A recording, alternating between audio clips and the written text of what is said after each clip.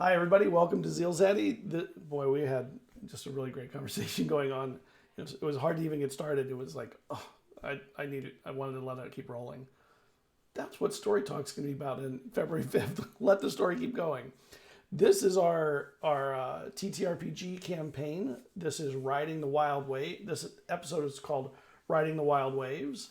I'm Scott. My pronouns are he, him, and we have a party of some amazing players. I'm going to bring them on in a second. I do want to talk about a show coming up that we're going to start doing on Sunday nights at 8:30 p.m. EST, Eastern Time, called Story Talk. I will, on Twitter and our socials, I've posted the schedule of the episodes, different topics every week, different people coming on to talk about these different topics.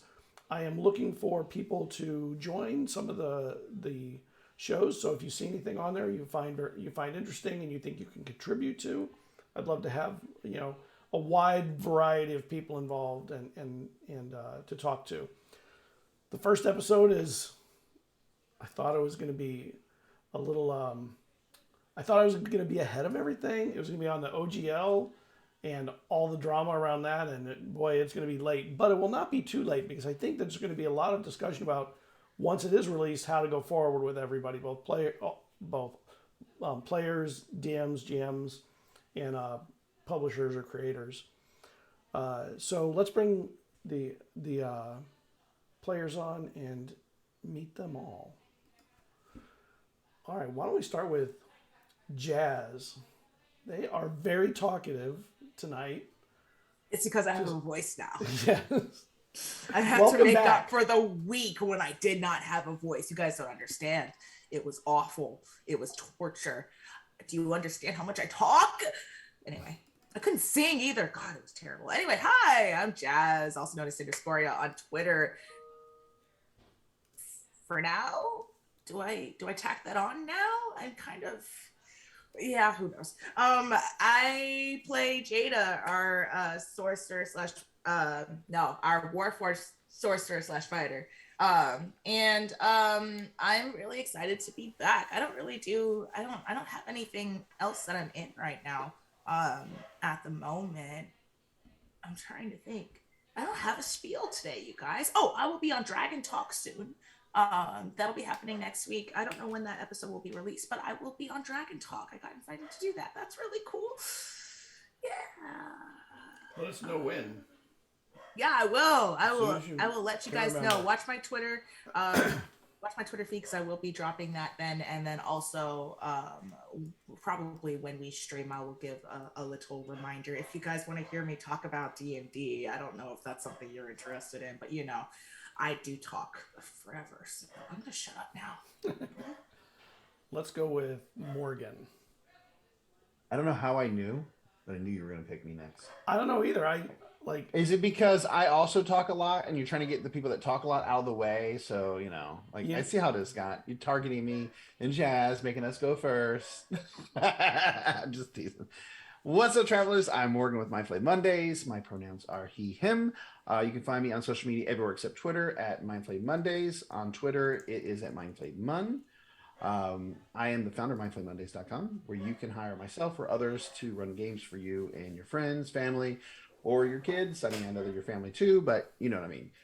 Beyond pro DMing, I also have D&D related t-shirts online. Here's one of them.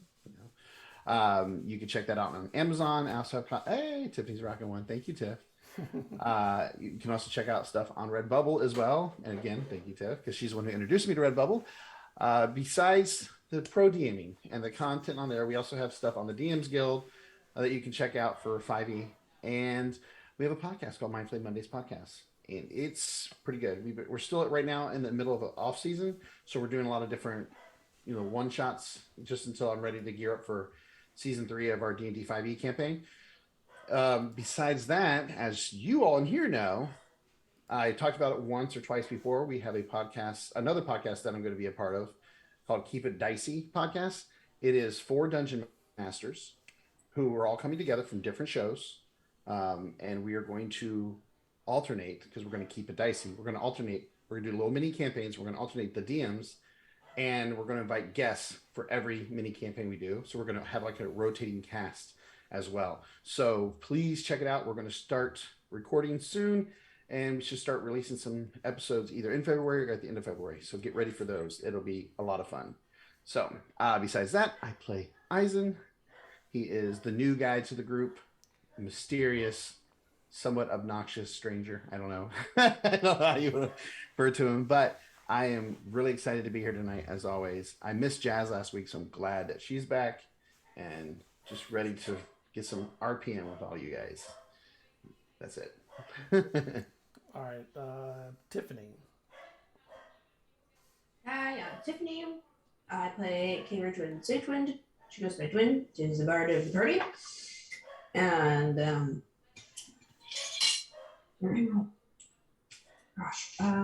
yeah, she's doing pretty good right now, getting her plans together. I run my own campaign called Dungeon Damsels, which has a high focus on relationships between party members and NPCs. And it's also a very long campaign, so if you're into that, you can come check out my stuff. We also have merch, actually. It's on our link tree, so if you want a sticker or something, you can check that out. I'm going to be on both Keep It Dicey, and I will also be on Scott's new show as well. So if you want to see more of me, watch more of them. All right, let's go to Blake. Hey, what up, everybody? I am Blake, playing Hipley Amberwater. And don't forget to support your library. Just read a good book if you have one, or give me support your local bookstore. If you want to read, you can find books wherever, and audio, digital, however you enjoy them. That's the right way to do it. So yeah, read a book if you want to, not because you have to. Yeah, that's me. All right, that leaves Natalie. All right. Hi, everybody. My name is Natalie. I use she, they pronouns, as does my character, Desus, who is a half tiefling, half nereid, circle the stars druid with a level warlock. That's it. You can find me most places on the internet. Twitter and Instagram is Ghost Candle. Twitch and YouTube is Ghostly Candle. That's with an Ly. I am an artist and variety streamer, so I do art. I play solo tabletop games on my own channel. My long-running one being Ironsworn, which is actually wrapping up soon. Big event happened last week, so that's going to be fun to try and figure that out this week. And that's Wednesday nights. You can also find me in other places and other things. I'm also a guest soon to be on Story Talks, as well as Dicey. Had invites, so excited about all those. And I'll be doing more with Girls Runs These Worlds. There's a lot in the works, so we'll announce them when they come up, as well as all the other bits and bobs that happen in this tabletop sphere of ours. And yeah, if you like what you see and you want to support, I got arts over on Ko-Fi. That's ko-fi.com/ghostcandle. I do weekly emotes. I got commission slots, and yeah, or just post. If you're a supporter, you get supporter only stuff. So there you go. Did you just dab? I think you just... Slash. It's a slash. It said slash. Oh. Slash. Oh, I think... No, slash. Okay. It is a dab. That's exactly what it is. It's a mini But, dab. That's slash. That's awesome. So we have this amazing recap that was dropped in our Discord from last week. Yeah. Anybody want to go over the highlights? Because it's all done for you. Nobody has to think tonight. I know. It was beautiful. Like, whoa. You're welcome, everybody. I was going to say thank you to Natalie for doing a recap for someone who wasn't here. It was me. Yeah. Oh, yeah, you. Yeah, it was me. It was me, Morgan. It was me. All right, who wants to go? I mean, we got it written out. Yeah, I wrote it. You guys read it. Yeah. I'm chewing, so. We entered the library. Hipley decided to not let the crowd in to make sure the book wouldn't try to influence anyone, and the rest of us could research in peace. Penny did come by and asked that we come find her at Mama's in the morning, as she had some good news. With Hipley's help, we each studied a different topic. Dwayne started with the mechanism of sound, and Jada learned more about the soul tines and what they're made of. Jesus tried to research any ancient figures or stories of people using the ley lines and nexus points, specifically from a nature standpoint, but couldn't find anything beyond what we already knew. Eisen researched blue visions, learning the power came from a lineage that traces back to Kalishtar. These visions are of past, present, and future, though the future ones are a possibility that could still be changed. People of this lineage have the ability to experience people's dreams, side effects of these power, madness. All right, somebody else could read more. It's like, remember in grade school and everyone has to read a little In bit. school. Are we popcorning right now? Oh God! Corner Here, circle, I'll popsicle stick. I'll go. Hold on, I'll go. Where'd you leave off? We then remembered. We then remembered we wanted to learn more about the weave. We read that the nexus points are anchors in the net and become what old magic is built from. However, those magics became lost when the gods noticed people tapping into it so much. As we started to get ready for dinner and sleep, Jada was stationary when a memory came to them. This triggered Eizen's dream ability and predicted what Jada was seeing. It was Lucy. Also, you spelled that right. Good job. It was Lucy putting in the soul tines into Jada. She was humming, and when she hit a note, the corresponding tine would resonate before it was inserted. This is my first lesson I give to you. In the morning, Desus pulled Hipley aside to give him the journal that she started when, I love this part, to give him the journal that she started when she first arrived on White. With him speechless, she said she wanted to give him a better look to protect, and that no matter what happens, that she doesn't want to be remembered as a hero, but as a fisher who tried. Hipley offered to help Desus make a new journal and encouraged her to keep going with her expression. Okay, popcorn.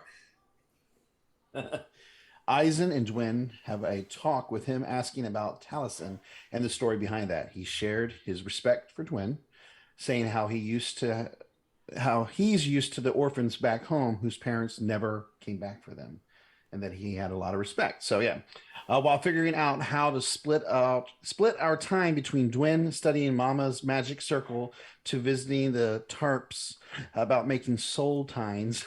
Man, we did a lot. We talked to Penny. She tells us she has two ships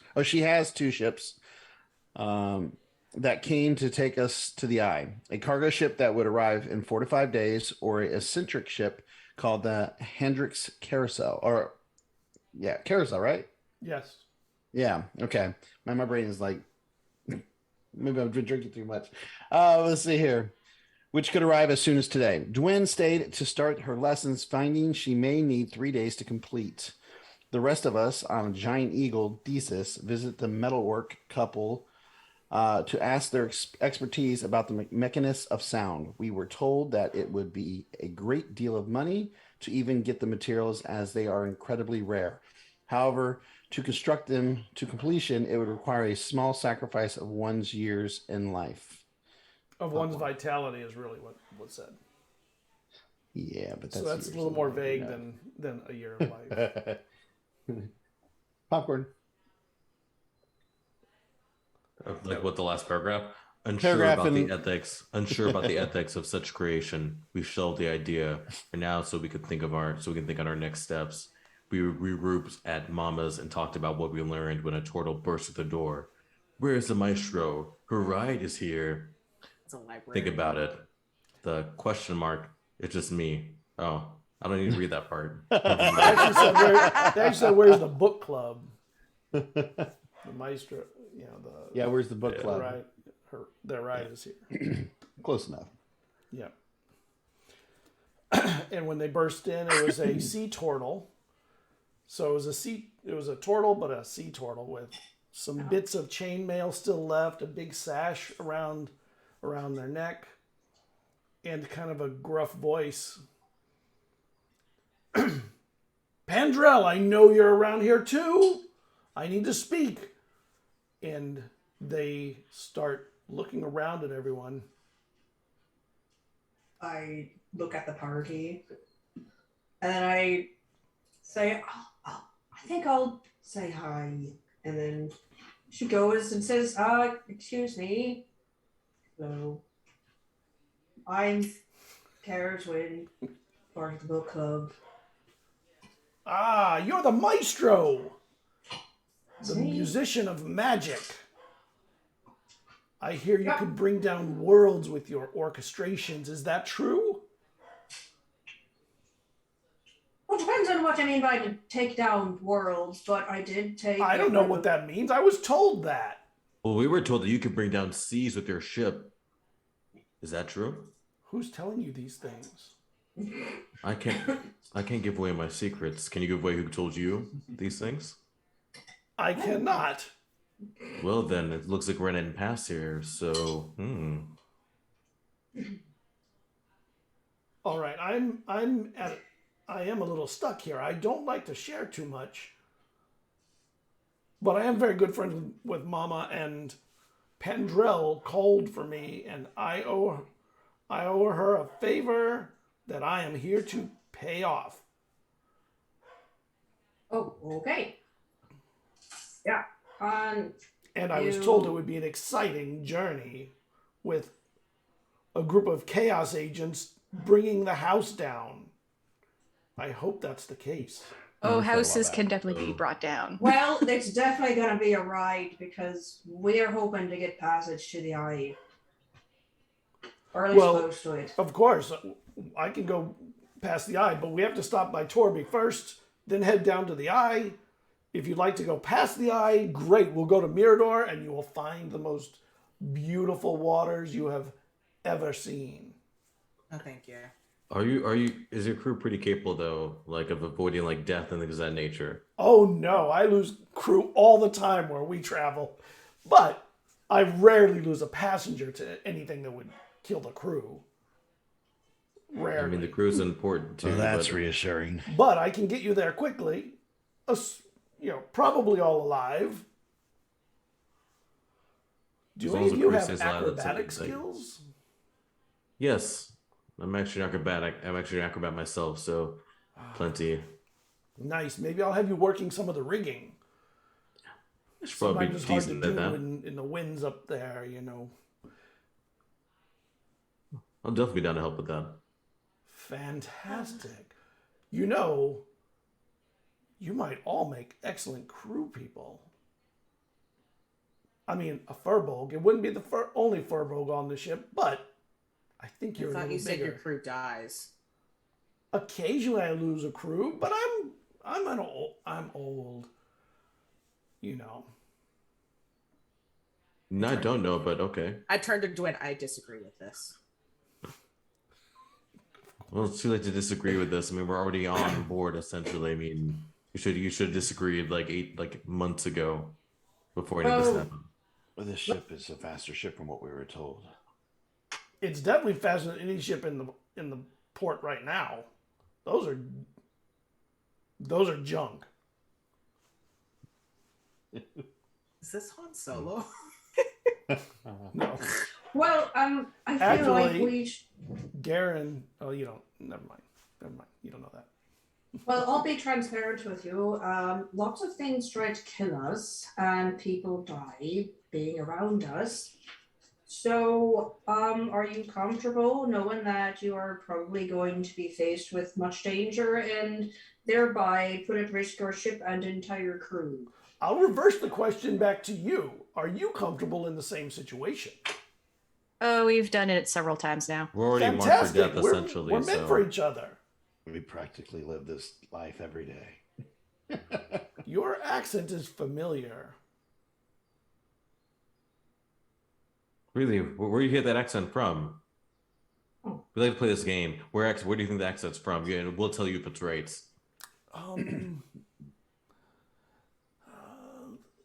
South of Maeapalia? We're getting closer. Oh, they're looking at Eizen, not at you, Hipley. Eisen just kind of looks at him, takes a drink. Because I'm sure he's grabbed drinks from inside here and has a drink. Close. Go through there all the time. If you were in that area, you were pretty close to the eye for a long time. Must be hard to have lived under that kind of watch. Wasn't easy down there, but made to.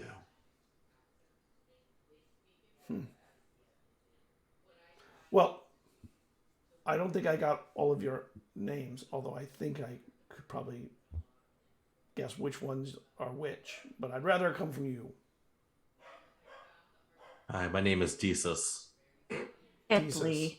That's Hipley. He's Hipley. I'm Desus. I'm sorry. The way you said it, though, that would have been so funny if you're like Hipley. Okay, Desus, Hipley. And you said that with a straight face. You are comedic in some ways. Continue. Jada. I would not have mistaken you for Hipley or Desus. I would hope not. Wow, hurtful. The jade and gold is a dead giveaway. I've been told.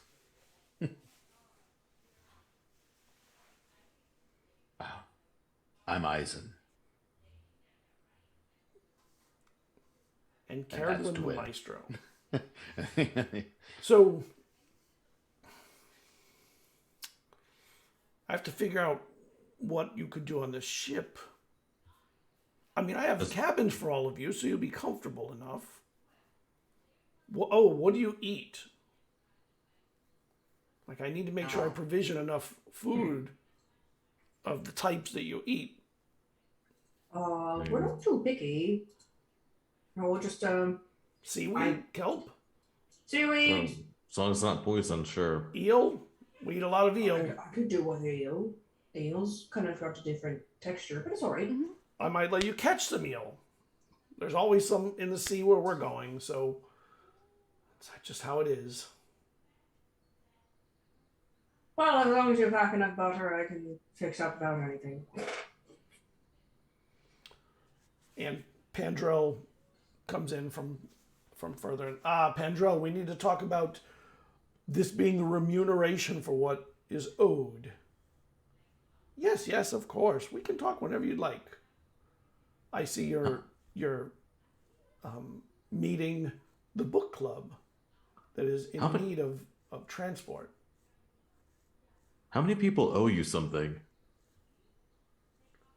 Or owe the Puka something? Like, is that too long of a list? I don't know all of the Puka's affairs. No. But there are quite a few. That is... Giving benefits gets you benefits, does it not? Apparently it does. And she says to Garen, "Would you like to discuss this now? We can go back. Mama, I think, wished to speak with you too." Yes, of course. And Garen bows very low and takes off their hat. And when they do, their back foot goes out as a balance for their weight, because they have a very heavy front or top to the shell. So one foot goes out kind of like a scale as the hat goes down. I can't wait to enjoy stories on the ship. Oh, we got a lot of them. Oh, yeah. Yeah. How much are you paying? These stories don't come free, so hopefully you got some coin on you. Do I have to determine before the story or after? You Well, pay isn't half that up. the gamble? Half. Yes. There we go. Thank you, Desus. And they look at Pandrel, pats her on the back. I like them already. They're troublemakers in a way, but they're also smart enough to know not to give away the ship. I'll see you in a little while, and we can talk about necessary arrangements for the excursion. Sounds good. And they head down the hall. So, this is who we're riding with. Yeah. Gonna be interesting. Definitely not boring. I mean, has anything we've done the past couple months not been quote unquote interesting? You're on both accounts. Mm-hmm. It's gonna be interesting to see what else tries to kill us in the next couple of hours, maybe days. It's not so much the word I would use. I don't know if interesting at what would kill us is the terms. But your point is taken. Yeah, I can't believe how callous they were about losing their shipmates. So that's pretty. Guess they have to be just well, you lose some, win some, lose some. I guess it's how, but I don't know. That was weird. I mean, I've heard a lot of sailors die at sea. I mean, a bad storm, people get tossed over the ship. I mean, it's probably something that you just kind of expect with the job as a possibility. When you do it long enough, you're bound to find a sailor that knows several people who they've lost just to the sea alone. Well, hopefully, I'll never say that about you guys. So I guess we just lost one of them. Yeah, it was, just is. But I guess they just get used to it, and maybe I don't know. Maybe your heart gets hard enough where you just it kind of bounces off. Who knows? So are we leaving soon, or what's the game plan again? I'm sorry. I believe Dwayne now has just a couple days, right, to keep learning that circle. Got a few days to learn the circle. Yeah. So I guess I'll go back to doing that.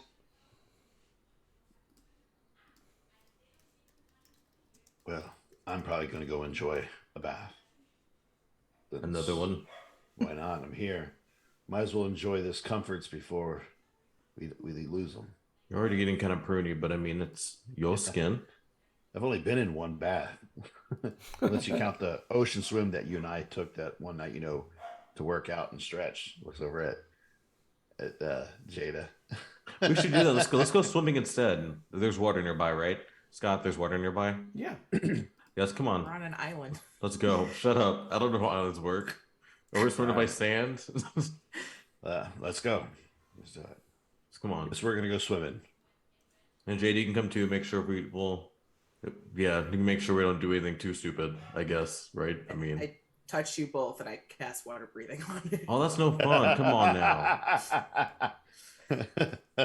I'm not going in the water to rescue you. I'm That will be my job, I guess. Well, we can't just. We're just gonna leave Dwayne by. I mean, Well, can you work on your stuff on the near the water then, just to be? I don't think so. I have to look at the thing itself. Oh. That's okay. You'll have fun with them. Okay, well, just make sure that they're. Do we have a way to talk to each other? Does anyone have I'll probably have. I can do it. I can do it for a couple hours, I think. Let's see here. Okay. Yeah, I'll use that ability I have. Thanks for reminding me. In this way, if you want to meet up with us somewhere or whatever within that time frame, you can. Oh, sounds good. Is there a range? No, it's I think 5 miles or something like that. I'll tell you right now. I'm getting down to it. It's called Psychic Whispers. Yeah, the Psychic Whispers. You establish telepathic communication between yourself and others. Perfect for quiet infiltration, blah, blah, blah. It's up to 1 mile, within 1 mile of each other. Yeah, you're a few hundred yards from the beach. So, creature can't use this totally through blah. Yeah. And it's I roll, and that's the number of hours that we have it for. So, let's see here. It'll be, do I add anything to it? Yeah, equal to your proficiency, but okay. So I rolled a 4 plus my proficiency bonus is 8 hours. It's good for the next 8 hours. That's awesome. Perfect. Yeah. So, yeah, we're all connected. Just better safe than sorry, especially with everything trying to kill us. I mean, that way at least we can tell the other person, hey, we're dead. At least we'll know. Well, hopefully we'll come to that. You should after a few hours, you should come take a break for a little bit. You're going to be here all day doing it. No harm. I'll do that. I go to the secret room. Okay. I just scream with our mental connection. Does the volume work in this or no? Yeah, it does. Scream. Oh, well. Okay. Well, but you're not hearing it. No. He said he screened it, right? Mm-hmm. In our head. So it's loud in your head, shh. Like a brain freeze. Ooh, yeah. So what do you hear what people are thinking, or only messages they give you? think it's just messages they give you, right? Messages. Yeah. Yeah. they give It's not you. telepathy, Yes, it's they give just you. communication. Okay. God, that'd be a little headache. Just every Yeah. thought. Especially all Just those be hearing people all at the- once. All of Yes, Jada's as a creature thoughts are can in speak binary telepathically. code. It just says we can speak to each other It's telepathically. just talking. So. Okay. Yeah. All right. Right, so we're off to go swimming. To the beach. Beach All right, day. nice. And when you get down to the beach, there are towels that they can give you to use at the beach. When you get down there, there's quite a few people there. It is it's spring and people are enjoying the beach, and there are musicians playing music. The sand castles are just amazing.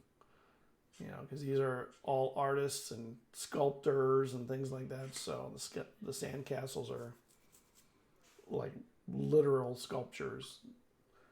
So that's pretty cool to see.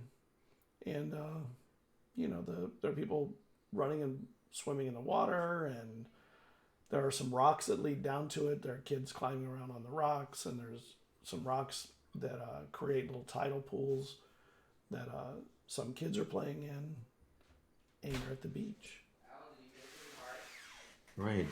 Eizen, if I beat you in the water, you have to tell me a secret about yourself. I'm gonna run to the water. I dead sprint. He just lets him go. And I'm stripping off my clothes as I'm running too, just taking them off. So it's that awkward kind of when we're take off clothes really quickly. So I follow behind him and carefully fold his clothes. Sets it to the side. I think Eizen will just take his stuff off normally, put it in a pile. And yeah, this would actually be the first time you guys, other than Hipley, Jada and Desus would see, looking at Eizen for the first time without a shirt on. You can see that his back, his chest, limbs, now that they're bare, it's like a meshwork of old scars, burns, lashes, cuts, stab marks. There's more markings on his flesh than what is left bare and smooth. And while his physical form is healthy and strong, his body looks as though it has gone beyond normal battle wounds into something that resembles true torment. And if you guys are looking and he notices, you do see him kind of stiffen up and then just kind of move towards the water quietly. They didn't notice. So you did that for nobody. you gotta learn how to use a razor, Eizen. Yeah, definitely. And then he'll go into the water. So I run and dive. I just dive on. Okay. All right. Guess we're on watch guard duty. Let's find a shady spot so your metal doesn't heat up, Jada. That is appreciated. Yeah, do you feel heat? About that. This is Morgan, not Eizen. I would assume so. I can overheat. I would overheat in the desert sometimes. Okay. Whoa! Did not know. Yeah, I was just curious. That's cool. I like that. What happens when Jada? No, good. We'll get there. Never mind. Well, hopefully we won't get there. We need to go somewhere hot, Scott. Can we go the desert? We've been to that. the desert, dude. We're gonna go back to the desert. Okay. That wasn't the same thing. That was we had to climb some pyramid thing. No, it's not the same. We were there for a week. That was the worst desert Before we we could hit the pyramid. Before we hit the pyramid, we were in the desert. In the Yeah, not only desert. Not only that, but we're in a desert with no magic. So we couldn't even protect ourselves from the desert in any fashion whatsoever, magically speaking. That sucked. Hey, it was kind of nice being normal for a second, though. It was actually kind of pleasant. So Was it? Flashback Maybe as we survived. stare at the dunes of the beachy sand. We think of the desert. Trauma. Flashback Hey, as well trauma. as we see everybody jump onto that chimera and bring it down. With all flashback as we got trouble though, and as That's true. we lost some camels to a dragon. But I'm sorry, we're in the water. Sorry, Scott. We're having a reset. Y'all were back to the session. My bad. I'm sorry. This would be mid-session or mid-campaign. We But do that- flashback. What that was is as you guys were walking through the sand, you guys had a flashback to when we were in the desert. There you It's go. just a traumatic flash. Just, oh. We all shudder. Hate sand. Gets everywhere. Yeah. Yeah, the sand is brutal. it does get everywhere on Jada, like in the scenes. Maybe you and I had to say get maybe that's cleaned why out pretty well from the desert when you were done. I say to the group, maybe this is why the Sphinx was so like just upset all the time. Just all that sand. I guess to be pretty grumpy too. So that's probably his deal. This is why Jada is so upset all the time. That's sad. All the grinding. When you hit the water, it's cool, not cold, but cool when you first hit it. It takes a moment for you to get used to it. But once you do, it's pleasant. It's still fairly early in spring, so it's a little bit on the chillier side, but it doesn't bother anybody who's there. They're all loving the fact that they're in the ocean. And a flying disc goes past you, and some kid is giggling. You've never seen a flying disc like that except magical things. Which is kind of cool. But it's not magical though, right? Just a disc? Yep. Awesome. Okay, Looks like it's cool. made of wood. Is there anybody kicking like a sack of beans around out there as well? In the water? No. In the water? No, not in the water. I'm talking about on the sands. On the water. On the water. They cast water walk and then they're playing hacky sack on the water. The whole nother level. That's funny. Wait, that's wild because if you drop the hockey sack, you won't. Yeah. So yeah, you're game Wait, over. I love this. Pressure's on. It's a great game. Yeah. Everybody wins. Except for the hacky sack. So the hacky sack. That's cool. All right, well, Eizen, it looks like I've won. So Can I get a perception check from the two of you? Oh, great. yeah, So that attacks us immediately.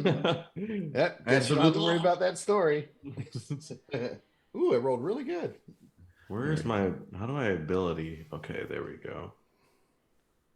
29. 29. Oh my god! Rolled an 18. 9.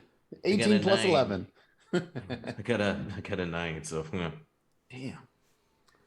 And You joined the water, bro. yeah, when you get out there, you can see the edge of the port. You know, some of the docks come out far enough around an outcropping of rocks, and you see something that looks a little like a ship, but not like any ship you've ever seen. There's no sails. There are some red and white, like painted canvas awnings over sections of the ship, but the ship looks like it's just made of like trees bent and wrapped around each other in like a giant canoe shape, without the leaves, of course. And it is kind of the red and white areas are overhangs, canvas overhangs, or over platforms. It looks like it's just a weird thing. You've never seen a ship like that. And only Eizen saw, right? Yes. I'd pointed out to you, I think that might be, based on what we were told, that might be our ride out there. And I'll point it out to you. Oh, you mean that one over there, like a different ship? Is there just that one? Just the Yes. one out there, right? Okay. Yeah. I mean, they said it was a unique ship. I mean, I've never seen anything more unique than that. I mean, I have, but I guess if to the untrained eye, I guess so. Well, From the stories you guys have told me, I can imagine. but who hasn't told us any stories? You. There's not So much to tell.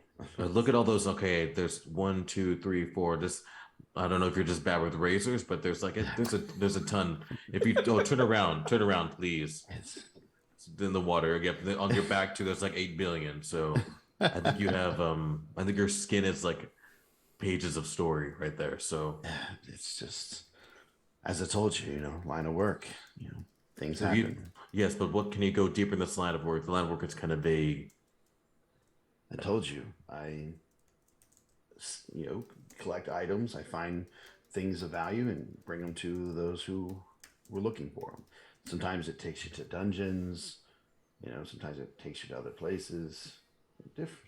Different types of work. And sometimes you run into other people who are trying to get it. And, it comes down to who wants it more. Have you wanted more every time? How many people have you killed to get what you want?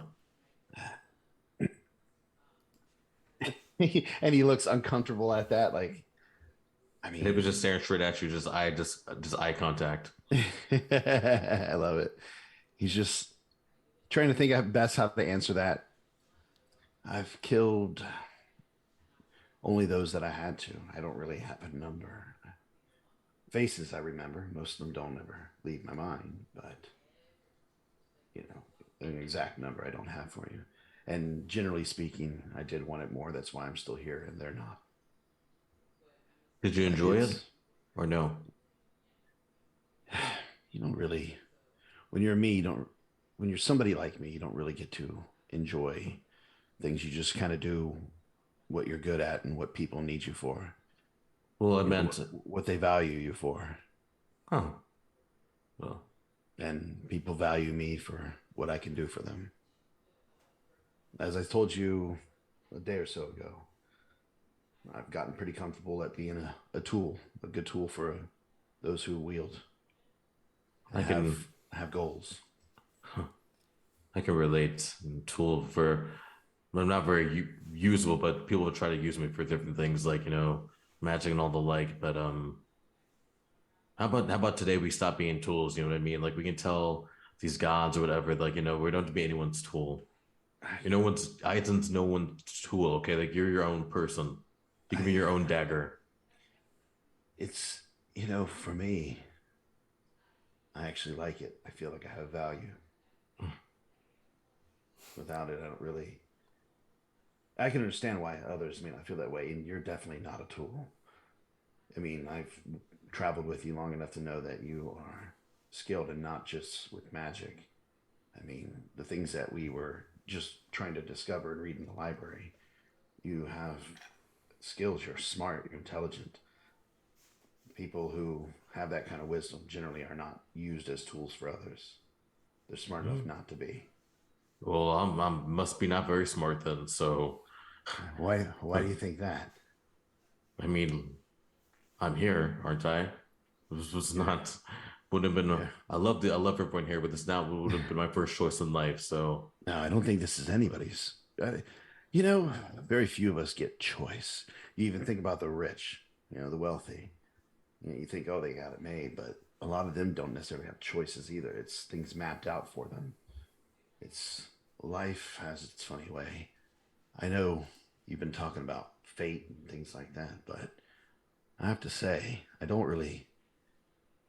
believe it is fate that's gotten you here. And yeah, it was those cursed gods and some giant cat. Like, do you know what a sphinx is? I don't know. Would I know what a sphinx is? I mean, I'm not uneducated, but that might not be something I've read about. No, it's like, just think of a cat. It's like this big old grumpy cat that makes you climb lots of stairs, a lot of stairs. But luckily, Desus over there was able to help us out, and Jada with their skills, and Dwen, they're grumpy, big giant cat. I mean, who makes statues out of, and they make statues out of people. So when you die, they're like, "Oh, I'll turn you into a statue. You'll live forever here in my pyramid with me." I mean, that's a little creepy. If I kept statues of all of them, like if we all die, just statue of Desus right here in my living room. There they are. Fair, but I mean, if you guys are chosen by the gods, I don't think they pick people to make a difference whose choices don't matter. I think every one of your choices matter. We're here because you chose to be here. Whether you wanted to be or not, you chose to be here, right? I mean, you're choosing to stand up to Nios. I mean, nobody's forcing you to. I mean, you could lay down and hide and run away and stay hidden until Nios tracks you down and live a halfway decent life on the run. But no, it wouldn't be decent, because you wouldn't get to do what you want, because the gods make sure that we'll never get what we want unless we're doing whatever they need us to do. Trust me, I tried that and it didn't work. They nipped at the bug real quick. But again, I like you're throwing this on me when I was trying to learn about you. So this is you change it. I kind of backstroke a little bit away. No. Listen, all right, I'll give you to tie in what you're going through and how the gods are with fate. I worked with somebody not too long ago, good person. He believed that he was chosen by his deity. And honestly, I would believe it. He was very lucky. A lot of good things happened for him. And a lot of times he didn't have to make the choice. It just fell into place. But he started to believe too heavily in that he was fated for greatness and stopped making choices and stopped relying on his own ability to decide where he should go. Just decided to say, hey, you know what? This is all going to happen because it's supposed to happen. And when he stopped making choices, bad things started happening. And he just chalked it up as something good was going to come along because he was favored by his God chose him. And well, he's not here anymore because he stopped making wise choices. He started just relying on fate to take the wheel, and it didn't work out too well. And not just for him, but others that followed him. So I don't think that you guys are, chosen to just let things happen. I think gods choose those who can make things happen with their choices. I mean, if I was a god, I wouldn't want to pick somebody who was just going to let me take the wheel. I mean, what's the point of that? Then I should just go down there and do it myself. But if I'm choosing you, it's because I believe that you are able to make a difference in the world. And I think your patrons, your deities, all of you are chosen. Well, I do like the story about, him dying because he stuck too much to that fate, but I don't know. I just think that maybe the gods and deities should just kind of butt out and let us just do our thing, because I think we're more than capable. I think you're right on that. But, gods are, in some ways, they're amazing. The problem is, in other ways, they're big children. Well, they're just like us. I mean, if you think about it, anytime you get anyone involved with anything, I think we all make a mess of things for other things, and then it just kind of piles up. It's true. But well, I won't be like your friend though, because you can ask them, like, I fight this the whole time. So when that time comes to make the right decision to fight fate, I will be throwing something at it. But yeah, well, one last thing. You know what the difference is between fate and destiny? No. Fate is for fools and dreamers, and destiny is what one forges themselves. Okay. Pretty well read for just a merchant trader, but when you're traveling and trading and wheeling and dealing, you pick up a few little nuggets of wisdom. While you're in the water, something swims past you. Banishment. Probably a fish. It's a little kid. It's a kid. They'll be back in a minute. Banishment. They'll be back in a minute. They come back. They go to a safe place. So they go to timeout. That's the ultimate timeout. Like, Timmy, you've been bad. Banishment. God, please tell me it was a small child. No. It was somebody, and you see between you and the beach, this person rises up out of the water, long hair, bluish skin, maybe a little like fine scales, like fish scale kind of. Now, I wouldn't recognize this, but if this is one of the people, his mom. I'm the shore being lifeguard, so I'm watching. They passed the roll too. I didn't disappear her mom. They passed the roll because I would have cast banishment. Like, no joke, I would have cast it. Like, if I felt something on me, like, it would have been a reflex. You didn't feel it on you. You just saw something go past you. Oh, okay. Like, the water is clear. Okay. In that case, okay, we're good. If it touched me, that would have been okay. We're good. On sight, bitch. Damn fish, banish.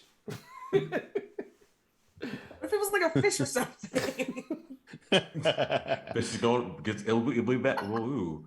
Do they have water where they go? Okay, that's a good question. We'll figure that out later. I would say it probably would, because you're banishing them somewhere where they'll be safe. True. So as a fish, they would need waters. Plane of water. Yeah. Yep. Sure, that works too. So they see this fish person. Sorry. Sorry. Yeah. We're already derailing. It's been a long time for me. They have long hair, and when the water comes up, like in the hair, it rolls,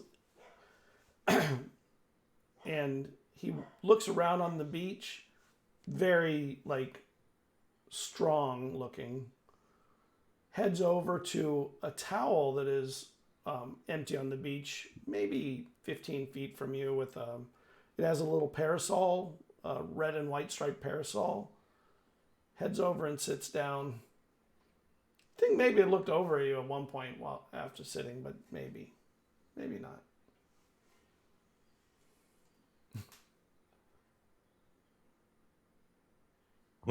Desus is gonna because they're looking at Desus, right? So looking at the people on the beach, so Desus and Maybe Jada. Desus and Is Jada. looking at. Well, looking around all over the place, but maybe saw.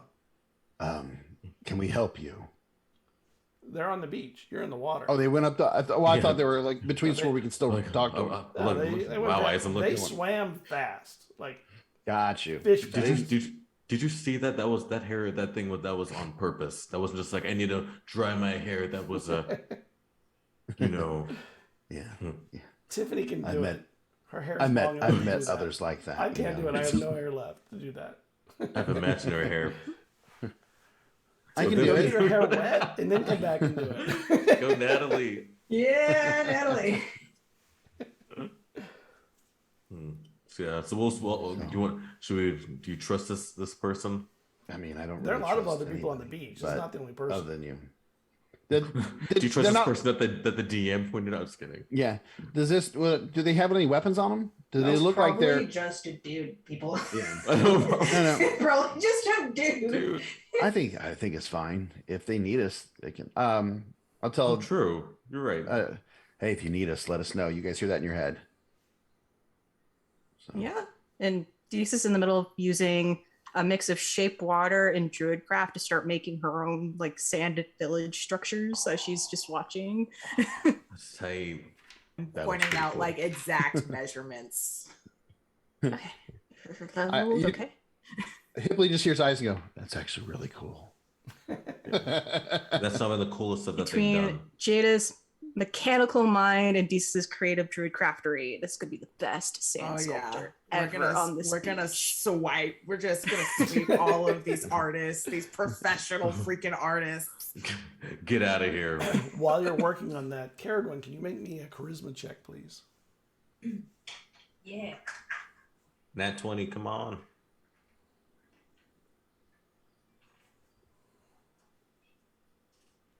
It's a dirty 20.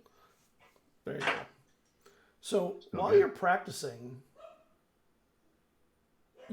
sometimes the letters look a little blurry, and then like you rub your eyes and you clear them.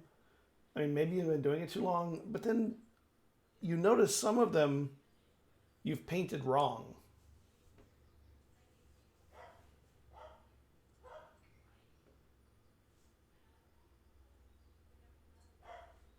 Okay. Some of the sigils. Then I'll adjust them. I mean, she'll just start work. Just try it again. Like, well, she'll take a minute to like look at the ones that she messed up, and then compare them to the other correct one, and then try to figure out what went wrong where. Can you make me an intelligence check?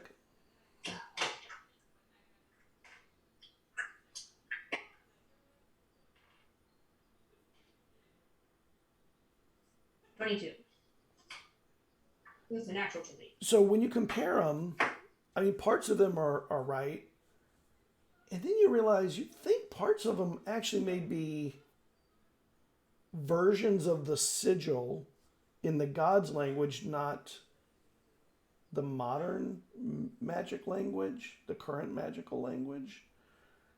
And maybe you're just seeing them in two different ways sometimes, or seeing them in, partially one way and partially another way as you're progressing through the sigil practice. And the door opens. Okay, who watched? Mama comes in. How goes it? Pretty good, but That's not right. That's not right. That won't. You need more practice for sure. Those are right though. You're doing good there. Which ones is she pointing to as correct?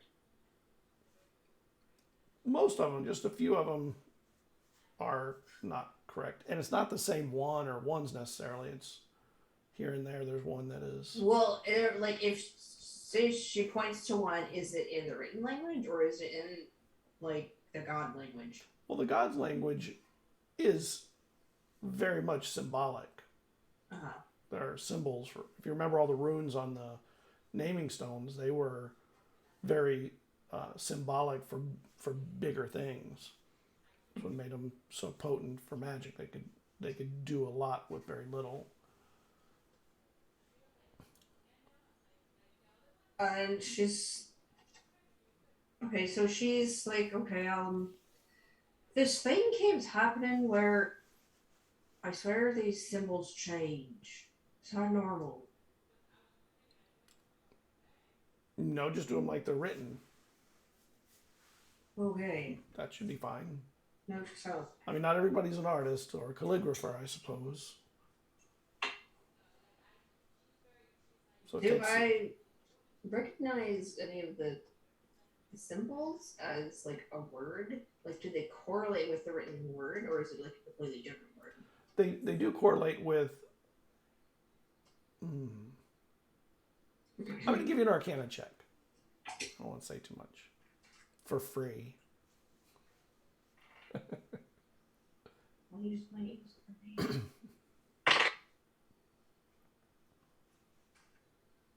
Okay, that's a 23. So, some of the sigils, they correlate to words. I mean, magic is sort of, the God's language in particular is sort of like original language. All languages came from it, even non-magical languages. So even a word that you see now is really descended at some point, if you go back far enough, etymologically, it goes all the way back to at some point to a magical word, because language and music, they're magical. Mm-hmm.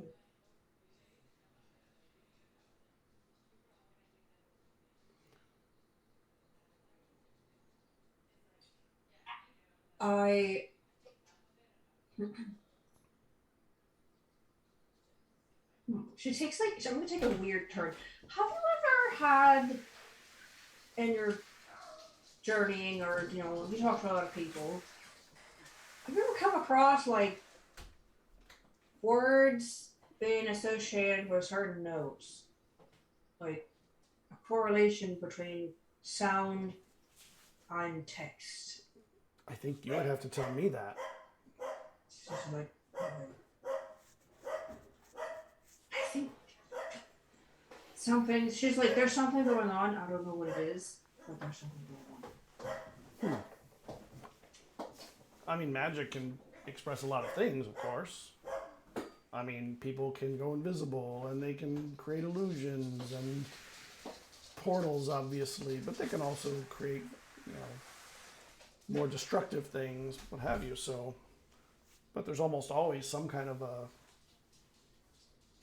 verbal requirement to make those things happen, or a requirement of an item, or I think all of that stuff is somehow related to magic. Yeah. Okay, well, she's gonna point to like one of the like letters that she wrote down wrong. She's like, well, do you mind just demonstrating this one for me, like how you would write it? And she takes the pen or the brush or whatever you're using and carefully does it. And you recognize it. It looks right. Okay. Make me a charisma check, please.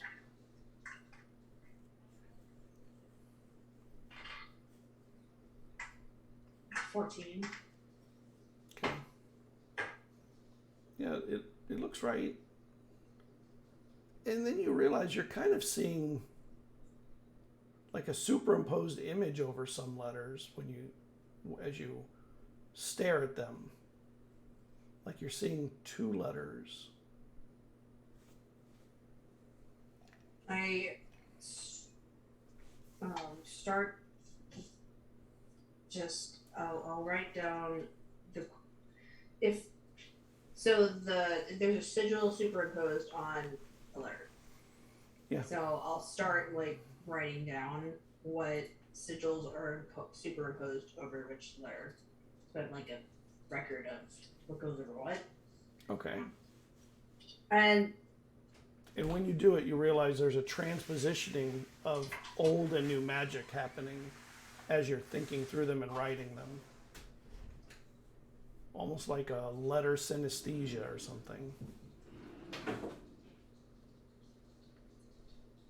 But they're the symbols that in new and old seem to be mean the same thing.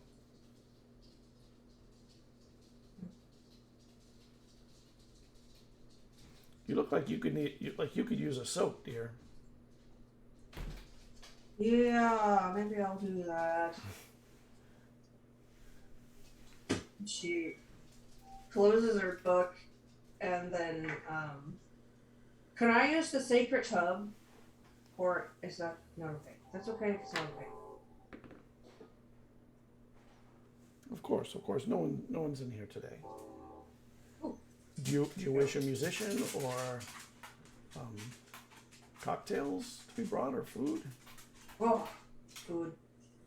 Definitely food. And then she asks for like I don't even know what she asks for. Just anything. She's not picky as a person. You know those like tea sandwiches? I like those. Of course. Have them delivered right away. I'm good. I don't think I'll need a musician. I just need time to sort my thoughts. So she'll go and soak in the tub and look at her notes and Finger just sandwiches are brought in. Yeah, just like be staring at them. And with what I have, she'll try to just work on it a little bit more, trying to figure out which words correlate where. Okay. And then she'll start to just hum some scales, like going up and down, and trying to see if the sigils react to any of the sound that she's making. Make me a charisma check, please.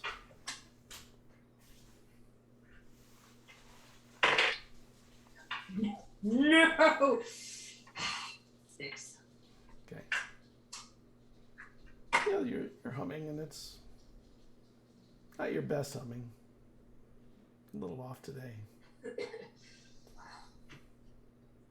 Nope. I'm so far. Yeah, so she'll just sit and puzzle over that. And All right. Out on the beach, yeah.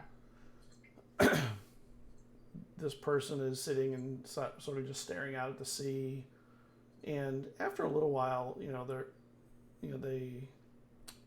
they sort of close their eyes, and you can see them sort of fade into sleep.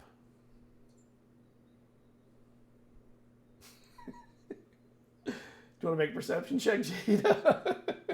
Oh, I don't. She doesn't care about this, Oh, dude. I thought you were saying, are they really asleep? No. This was Jazz being like, why? What? So Oh, okay. There's importance here. and you see Eizen and Hipley out in the water chatting. Desus, seeing someone falling asleep in proximity to Eizen, is now laser focused on Eizen. Okay. I said 3.28 centimeters. What are you looking at? Just a concern. That guy fell asleep Eizen's over there. Eizen can randomly get people's dreams and project them if he's close enough. I just want to make sure he doesn't do that and drown in the water. Do you want me to wake him up?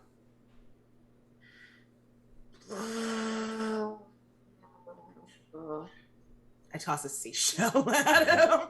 We're gonna get some cool like beach guy dreams. Am I even close enough to set that off? Because I mean, I thought we were kind of far away. Yeah, you're kind of far right now. I mean, you could move closer if you wanted. That's true. If we came out and he was still sleeping or something. Wow. Oh yeah, we have mental things. Okay. Hey, mentally. Eizen, if you come back to the beach, just give a wide berth around the sleeping people. Sounds smart. Thank you. And only we could only hear that because we say it to specific people, right? I don't know. Does it work to specific people, or does everybody hear everything that everyone says? Ooh. I don't know. Originally I was thinking like specific people. Because it says they can talk to me and I can talk to them and we can all talk to each other. So I feel like it would be, like you would just say it to me and then I would say it back to you. I think that's specific. Darn, if Hippie heard that, okay, we're good. Cool. This is a good thing, man. People can hear it. And just turn to Jada and be like, okay, I told Eizen and Head, I think it worked. He responded. Okay. I can still... No? Okay. 3.28. Oh, right. And I just...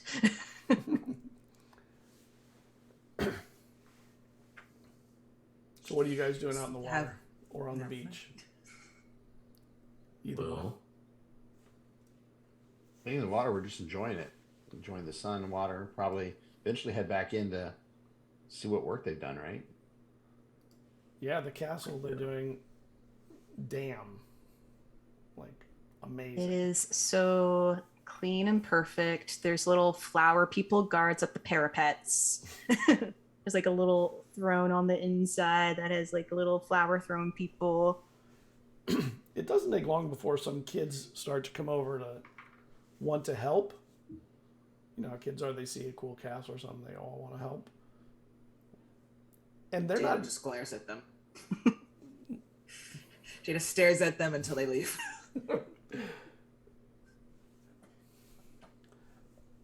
And all of them leave except one. And she looks at you and goes, "You have pretty eyes. You should stare at people more." Thank you. I like your gold. Thank you. I've Don't never... touch it. Might be hot. Oh. Are you on fire? No. Oh, good. Because I don't see any, and that would be really weird. No. Hmm. Metal attracts heat. Oh. Okay. So, how did you design this castle? It's so amazing.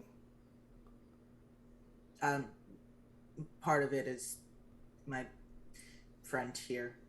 Part of it is also according to specifications based off of the palace that I lived in Sakor.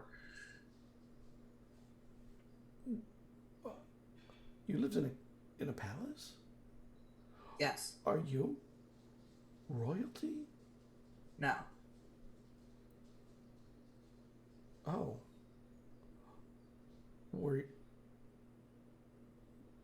Well, why did you live in a castle if you weren't royalty?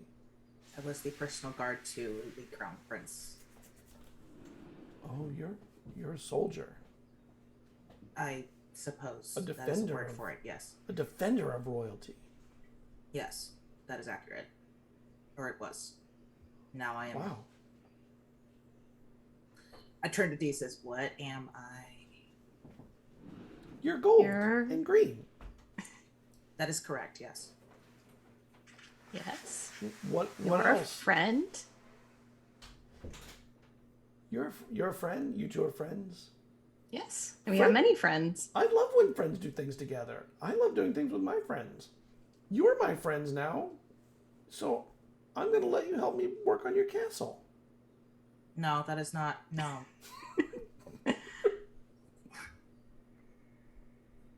We could use a really good moat Do you know what a moat is? Is it like a droning sound?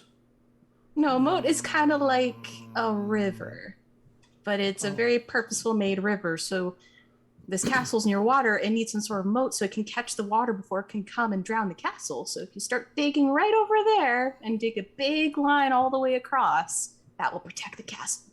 Okay. About 23.57 centimeters. I don't know how far that is. I don't know. I'm It not is in exactly school yet. this length.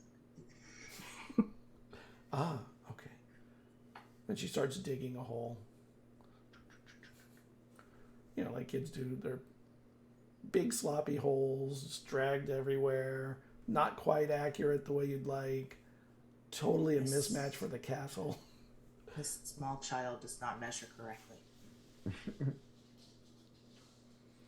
It can be a difficult task for young children. But they try, and that is a wonderful thing. I suppose. What are you guys doing in the water? While they're childing. The opposite of adulting, I guess. Awkwardly. I think that child you almost banished is playing with them. No, I'm just kidding. What are we doing in the water? Like, I think for me, I would say if it's anything, perhaps our conversations just stay between us. I don't want others, thinking anything of my scars or anything. But why? I mean, they see the scars, they're gonna ask. I mean, why not just? Yeah, well, I don't really like talking about myself, to be honest. Why? Not much good to say, so why say anything? Yeah, well, why not? I mean, those would make the best tales. I mean, people love those stories of depravity and stuff like that. So it's fine if you. I am nothing no good to. character. I'm no character in a book, and I doubt I will ever be worthy of such. But why you've read some books? Like, I mean, there's no like you have to be something great. Like I can show you some books. There's no need to be grand or fantastic. I mean, no. I'm just being mad. Just what? Yeah, but maybe you'll tell us when you feel comfortable with what just me is. But honestly, I mean, you've seen us. You've seen. I don't know. I mean, how bad can it be, really? It's not so much about it being bad. It's more. I look at you guys. You guys are a nice, tight-knit family, and you are all very talented in the things that you do, and I'm just along for the ride and helping where I can. Well, first of all, it makes you question what kind of families you've seen. If we're like the top echelon families, it makes you question that a little bit. And I can't really do much. I mean, I read books. Yes, Dwayne is awesome. Dee's awesome. Jada is fly. I literally saw you. What's some lame spell like some Sphinx? No. Some magic, some little kerfuffle from some Sphinx. All right. So what? You have a sandy cat. You have a patron that gives you the ability to use spells. Your magic comes from the Sphinx, but it's the things that you do with it that really make it shine. I mean, you could have those spells and use them at the wrong time, on the wrong people, and it'd be worthless. But you are intelligent with your moves. You use your magic when it counts.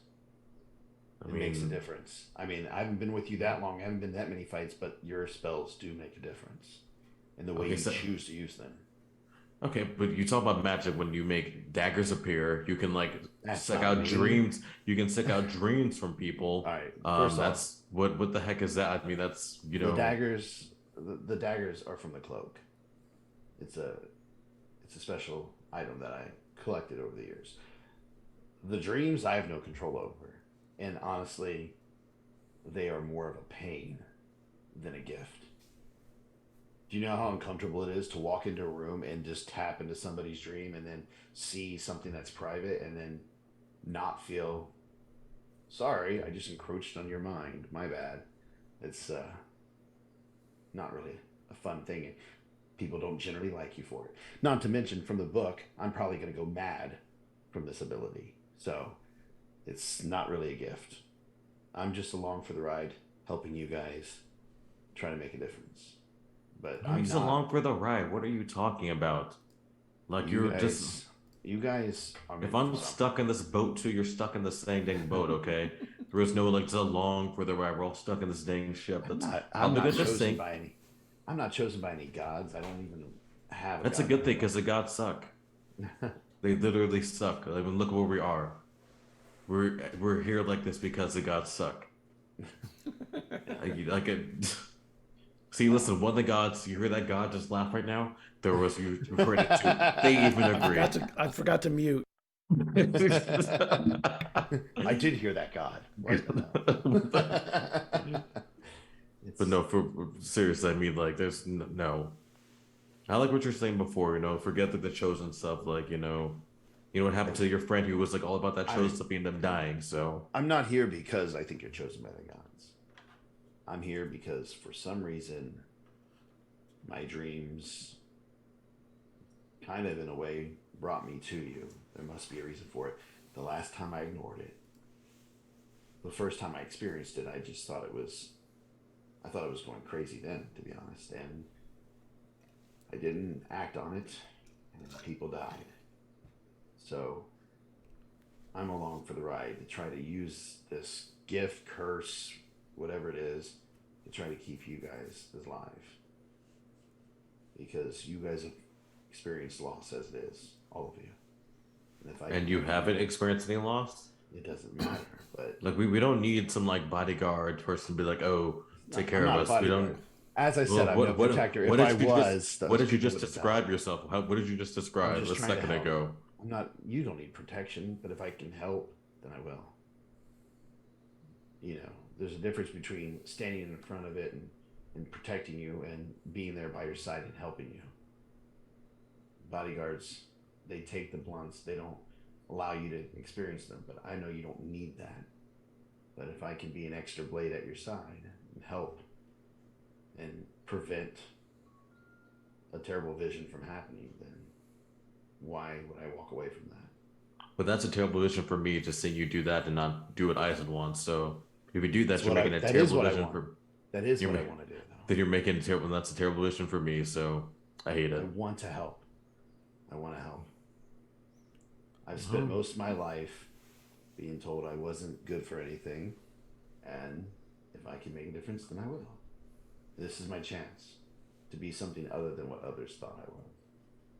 But you don't have to. I'm just, as I swim back to shore, so you don't have to prove nothing to anybody. I mean, who cares? Like, you're not gonna prove those people like, oh, look, I'm something. Those people are losers anyway. They're probably about being like a sphinx and like living like some stupid pyramid. So who cares what they think? It's not to prove to them. It's to prove to me. The only person I need to prove anything to is myself. I mean, come on. I mean, you got to understand that. I mean, when you're told you're not going to be anything, or that you're a problem, or that you're going to fail, or that you're going to hurt people, you start to, whether you want to be that or not, you start to believe it when you hear it enough. And this is a chance not to be those things. To somebody, at least. And that's what I want. We'll see if we can change that on this journey, so I'll make sure to try as we swim back to shore. Yeah, the dude on the beach, the person on the beach. The dude on the beach. Tell me that's his name. The dude. Dude. Stands waving up the hand. for a The dude. while. Puts away the umbrella and folds up the towel and leaves it there, and then starts walking back to the water. While you're coming in, there's a little girl dragging a ditch of sand to the water and starts filling into a trough that's been made. And it looks like the trough sort of leads up to and then spreads out in front of the sand sculpture. What would you think if I banished that dude for a minute? What would you say if I did that? I would probably laugh. I don't know how the others would feel. I mean, it doesn't hurt him, right? It doesn't hurt him. I don't think so. Banishment. How about I distract him first? Like, ask him. Oh, yes. There we go. You do it. There we go. Okay, yes, go. Okay, you distract him. I'll like natural. The chaos gremlins. And- All right, no. As he gets near you, he nods like, Hey, where are you from?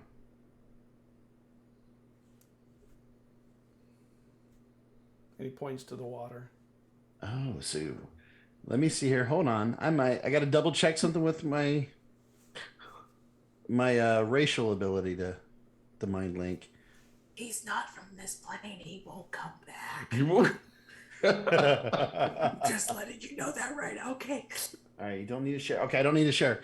I will mind link to him, and I will say in his head, which he'll be able to understand. Hello. Can you hear me? And Yeah, with mind link, I can, even if we don't share language, we can communicate. you get the equivalent of a hello. Oh, if you don't mind me asking, where are you from? I haven't seen anybody like you before.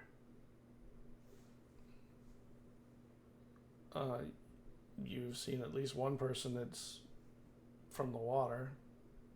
You're friends with her, right? And points thumb-wise back to Desus and Jada. Well, she's not. She's kind of from the water, half in, half out. Because you're like land too, right? Like you're not. I mean, she's talented. Yes, she can go in the water. But I mean, I haven't met you. She doesn't look exactly like you. You look different. Are you from this island? Or? We're not the same. I'm here just passing. Interesting. And Hippie's just letting us go on. He just likes the awkward conversation we're having, so Hippie's just letting it happen. They're just So staring he's like- into each other's eyes. Yeah, we're just staring at each other. We're tilting our heads. No mouth. We're like tilting our no heads mouth like we're work. talking, but there's Just no like weird actual. staring. See, Hippie's just watching this. He's just like, I could do this, but this is interesting. And I say to Desus, like, and Jada, like, do you see this? I think there's a connection. I think there was. I need to get back in. Oh, Don't mind. no worries. I look at Hipley like, what happened? You know, then I just kind of let it pass. Like, it's good. I'm trying to do it. I'm just like trying to, so make it look. I'm just trying to do it. Just. All right, well, it was a pleasure to meet you. The name is Eizen. And you are? My name is Malona of the Red Sea Islands of Mirador. All right. It's a very unique title. Pleasure to meet you. Hopefully we'll meet again in the future. And just shakes and heads into the And water. I walk over awkward to Hipley, and I kind of like hit him in the shoulder like, what the hell, dude? I thought you were going to like prank this guy. The way you Where's looked the into prank each on other's me? eyes, though, I said it's okay to be in love. The way you looked into their eyes, it's okay. Like, you don't just say anything, Eizen. Like, I didn't want to ruin a beautiful moment, so it's okay. You know, I try to help you with a prank, and then I'm the one that gets pranked. Eisen is Touche. subconsciously shaking his Touche. hair out too. Like, Subconsciously. Running my hand through my hair. All right, let's go. Let's Yeah, join you the get back others. to the beach. yeah. Getting Cerridwen, pruny. I'm gonna hop over to Cerridwen for a minute. So you're soaking for a while, and I don't know. What are you doing after the humming kind of goes nowhere?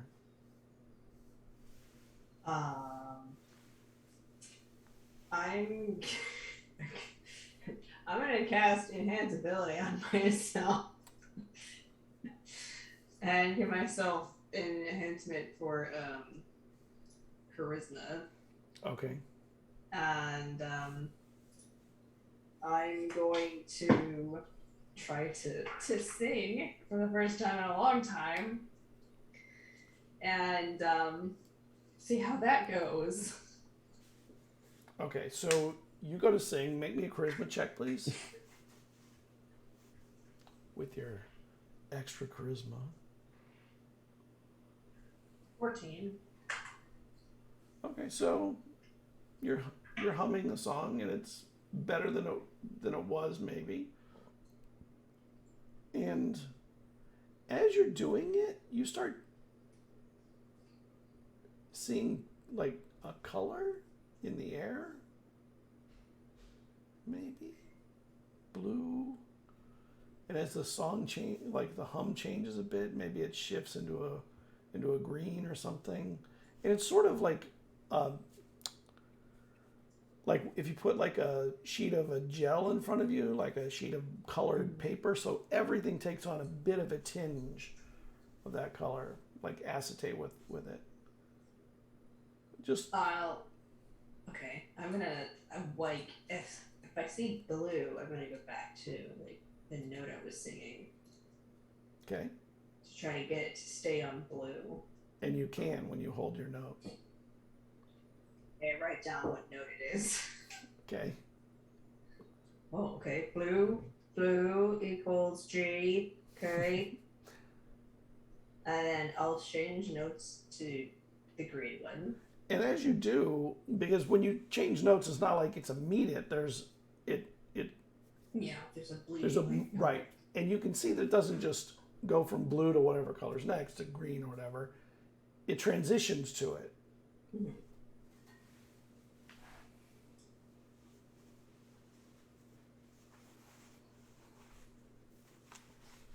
Okay, well, she'll just mess around doing that, and then try to go for like, if I can get it to like stay on like a green, like a solid green, then she'll write down whatever note that is. Yeah, you can. I mean, you have total control. You're quite capable of holding a note. But if you have vibrato, it changes. It fluctuates kind of in and out. And can you make me a history check?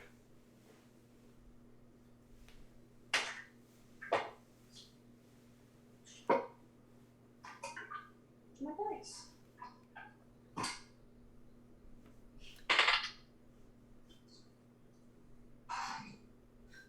The 28. Okay, so it dawns on you. You remember not reading, it was probably told to you by your father or mother, your father, because on the father's side, that your great-great-grandfather was a synesthete.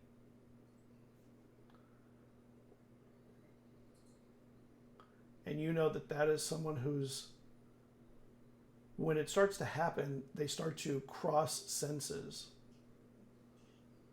And it can be an amazing thing and a horrible thing, depending on your needs or wants.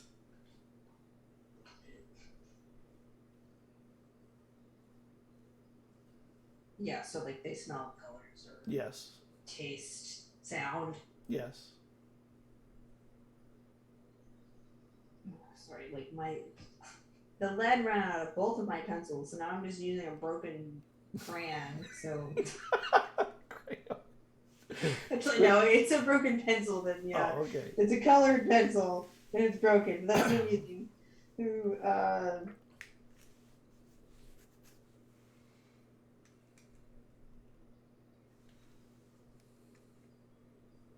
Okay. So she's leaning into that, and oh, thank you, husband. Give me a pencil.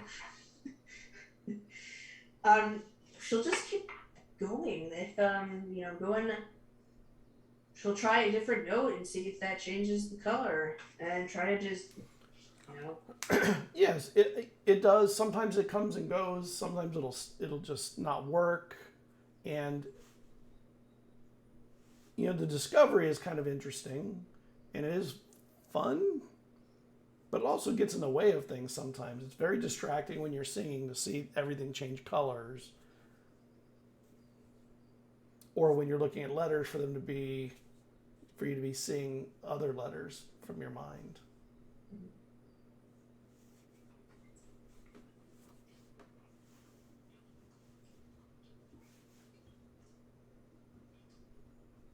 It's distracting. Okay.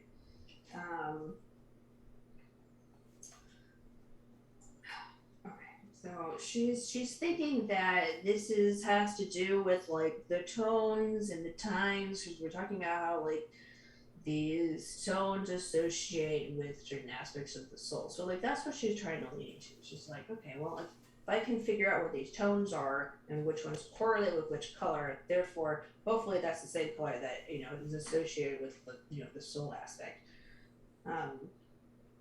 And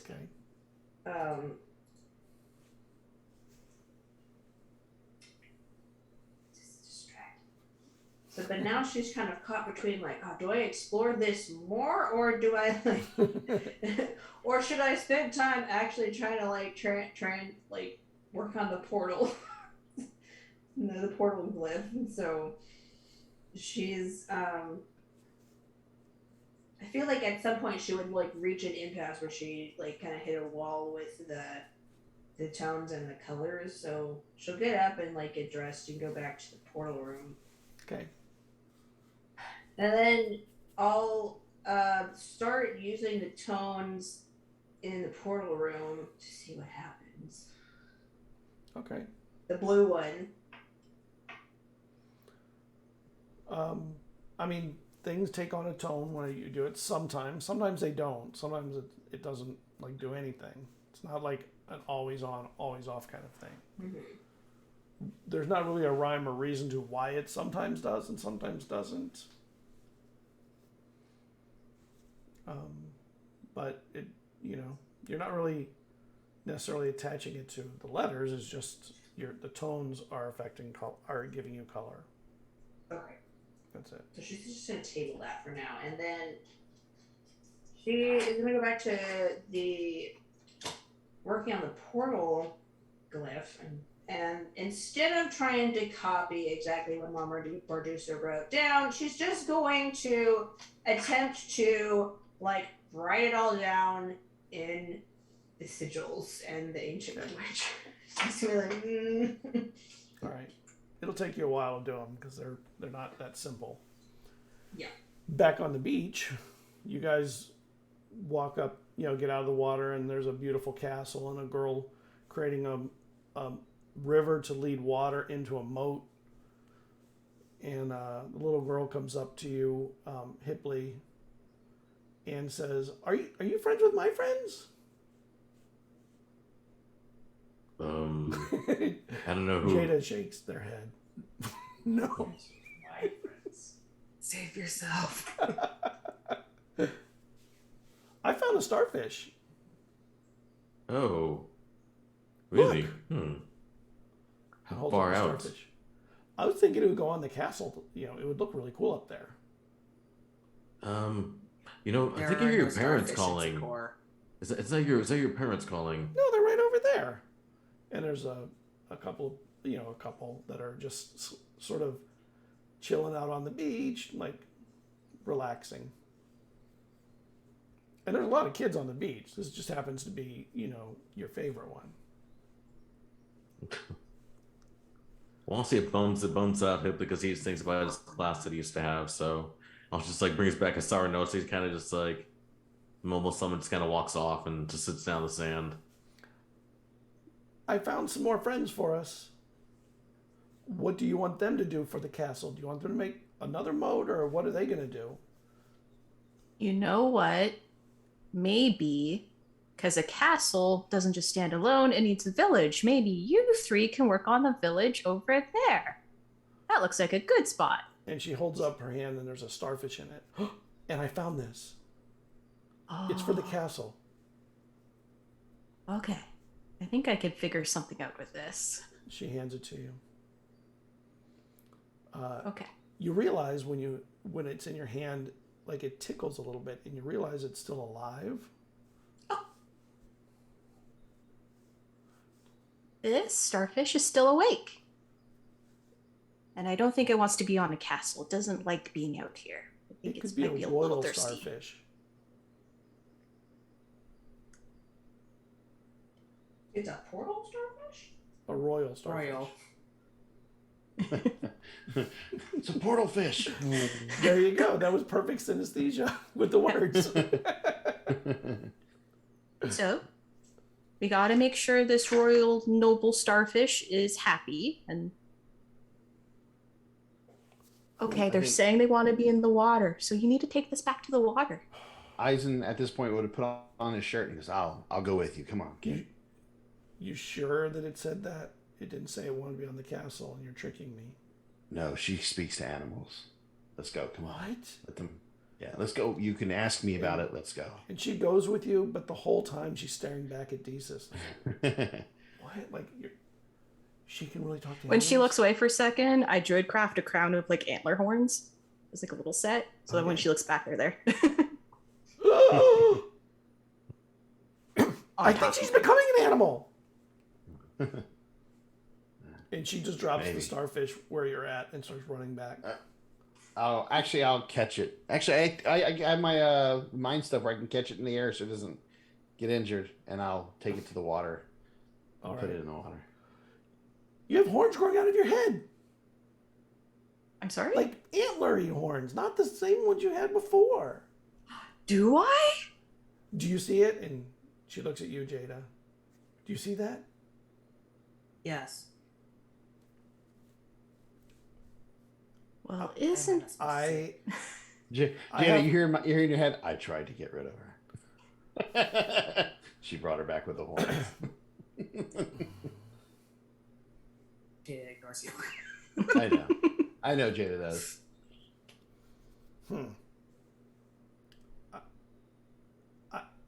I'm not strong enough to not touch them. If you I touch just them, I'm stand gonna up. Horns. And she just starts reaching for them. Both of them. Simultaneously. Nope. Just grabs them like handlebars. Oh, no. We do not touch people without consent. That's important. Do I have consent to throw you in the water? Yeah. Okay. Let's go. Launch her into the water. Yeet the small child. From I like will 20 go feet away from the water. I was going to say I go closer to the water to make sure she's not injured. Okay. Okay. It's definitely like the toddler, like Right. yeeted onto a beanbag sort of thing. And all the kids come running. Oh no. Every kid at the beach starts lining up. Me next. Awesome. And it's like you throw them out, they swim back. It's like a conveyor belt. Yeah. Jada doesn't tire, so it's just gonna go on. But Jada does bore. We'll see how long it takes. They're not gonna say this, but they like this. Okay. This is okay. As they're all like entertaining them, I think when I get my clothes back on, I'm going to try to sneak off to go back into the town. I want to try to find that captain. You're gonna sneak off. While they're entertaining the kids and building castles. What are you doing, Hipling? Just watch him trying to sneak off. I'm not saying anything. Yes, that's exactly what is happening. And you see Hipley as I kind of get into a crowd, you see my cloak just shimmer and change colors as I like disappear into the crowd. Rest in your mind. We'll have a good time. I mean, thanks for saying goodbye. I'll be back. Mm-hmm. So they always say the next thing you know, they're gone.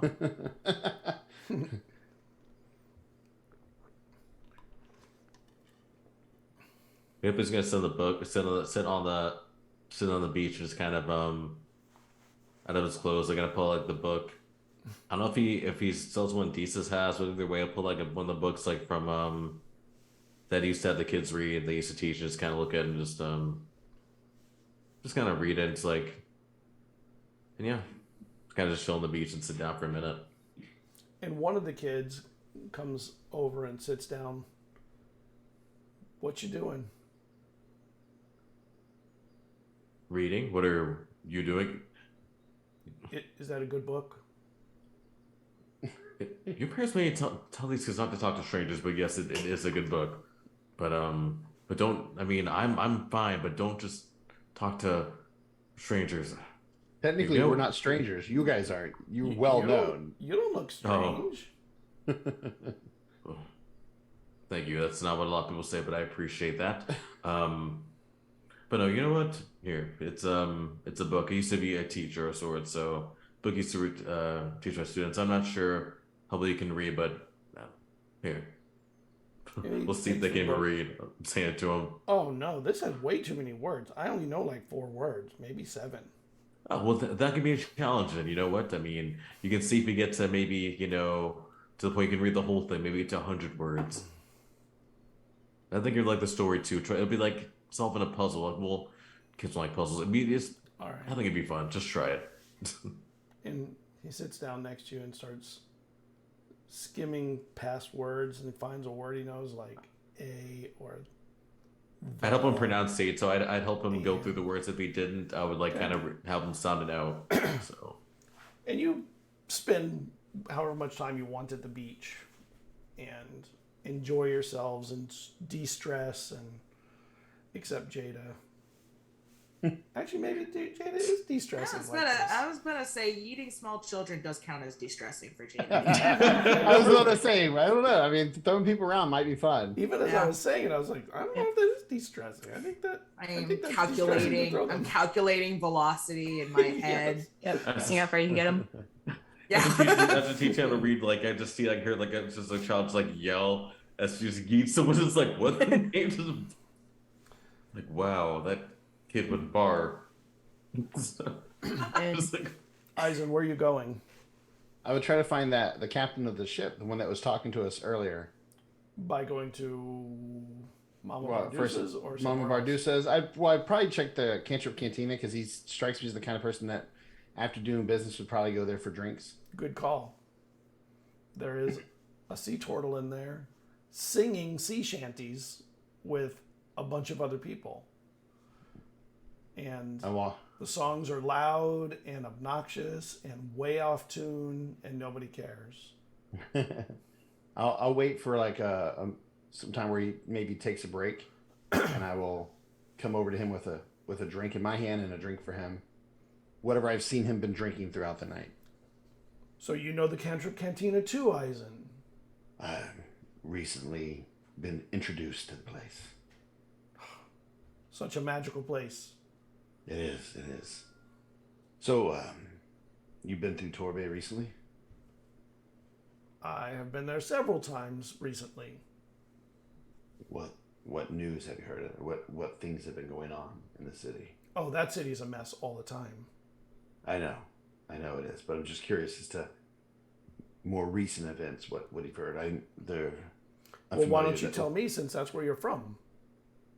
Well, I mean, I left there a couple months ago. I knew people on different things. The Black Dawn was running things. Can you not say things like that out loud? We don't need to be attracting that kind of attention. Even up here, people have heard of that. So they still... And mostly the wrong things? people have heard of that. Are they still running things?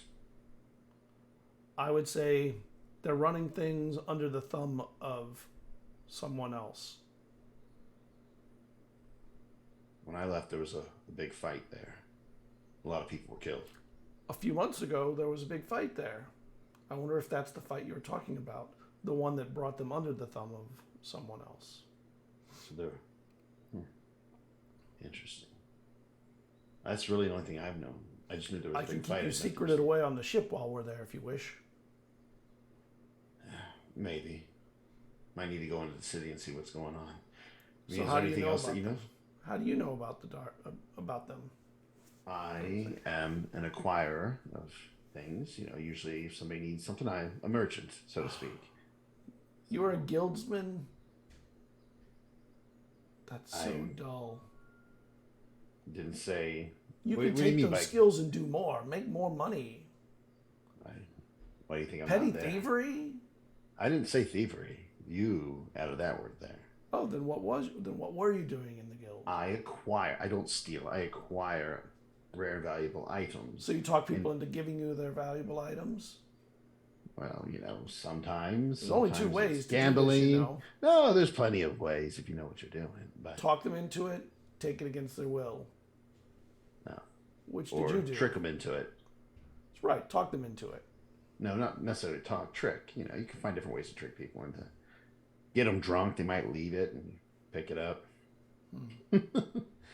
You hold your liquor fine? Usually. Drinks. But what I else gotta is see. going on? I mean, people from Torbay, I've heard that they can they can pound them down. I want to see. Some nights.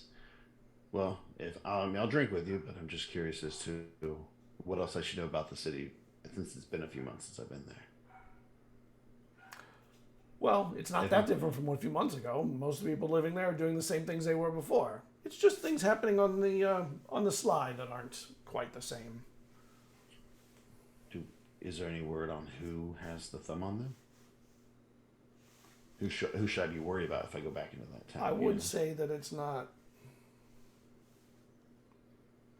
It's very close to the eye, you know. That thumb seems to be unseen, and that suggests to me that it was someone not obvious and maybe with a bigger plan than the people there had and the means to enforce something. I will switch to Thieves' Cant to see if he speaks it. And I'll ask him, do you understand what I'm saying to you? Like, kind of like, you know, in our special language. I understand you, Winks, but I'm not that person. Okay. Well, I'm just... Conversation that we're having, as you said. Dangerous to just be talking freely. So... I mean, you're luckier in a place like this where there aren't that many people who would recognize those gestures. Mm-hmm. That's the only reason why I'm willing to do it here. So, But it's not. I'm saying this. It's not completely without people that would recognize them. So you need to be careful. What I'll That's do what the is darkness I will. Is for. So I'll say in a very quiet tone, less with hand gestures, and kind of like take my dagger, not draw it, but like just kind of like do like not like cut into the table, but just kind of mimic the shape of an eye. So you think this is who is controlling that group we spoke of? I do. Good to know. And the drinks arrive. So why are you not still there in the guild?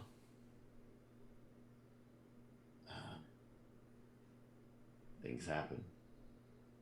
Nothing bad on my end, but you know, sometimes you make the choice to leave and it's the right choice. So where did they get you? Did they grab you from an orphanage like they get most of their recruits? Or did they take you from were you taken there from somewhere further? Matters not. But they taught me to be useful for once. So you know, there were some people that disappeared from the guild back then, and there's a bounty on anyone that may have disappeared and no body wasn't found.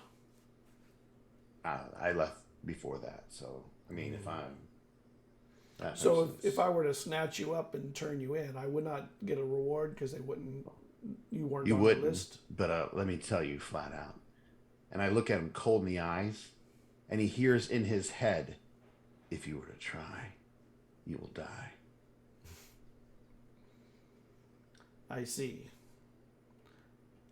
I just needed to know what kind of terms you left on, so it was good to know. It's going to be a fun voyage.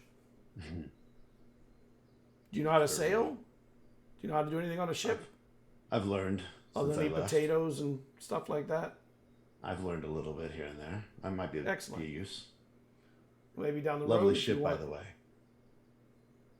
You haven't even seen it yet. You have not been on it. Well, we were at the beach earlier. I could see your ship from there. It's the one that looks like trees wrapped around it. Yes. Some of the crew were there on the beach, spending time. Beautiful ship. Beautiful ship. So. Nice. Well, and again, there is no bounty on me. I'm just saying, if you were to try to take me, this is all in his head. Mm-hmm. Again, be wary. I don't go with anybody unless it's my own choice. I don't do those kinds of things. Insight check. Go ahead. Make it. If I'm riding on the boat with this guy, I need to know. 18 plus 7. Seems honest about that. Then we'll get along just fine, Cap. And thank you for the information. And the drinks are on me. And I'll cover the drinks. And I'll chug that one. And then I'll be on my way. Chugs with... You're leaving at 1? I have other business I have to attend before we take off on this show.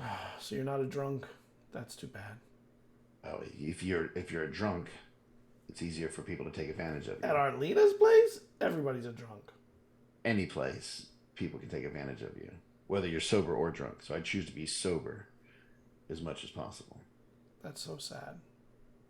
Yeah. Line of work. And Arlena comes over and says, "How you doing, Eizen? I see you've Wonderful. met Garen. She is the best captain you'll ever meet." I believe it. And honest too. Thank you, Captain Garen. Please don't spread that around.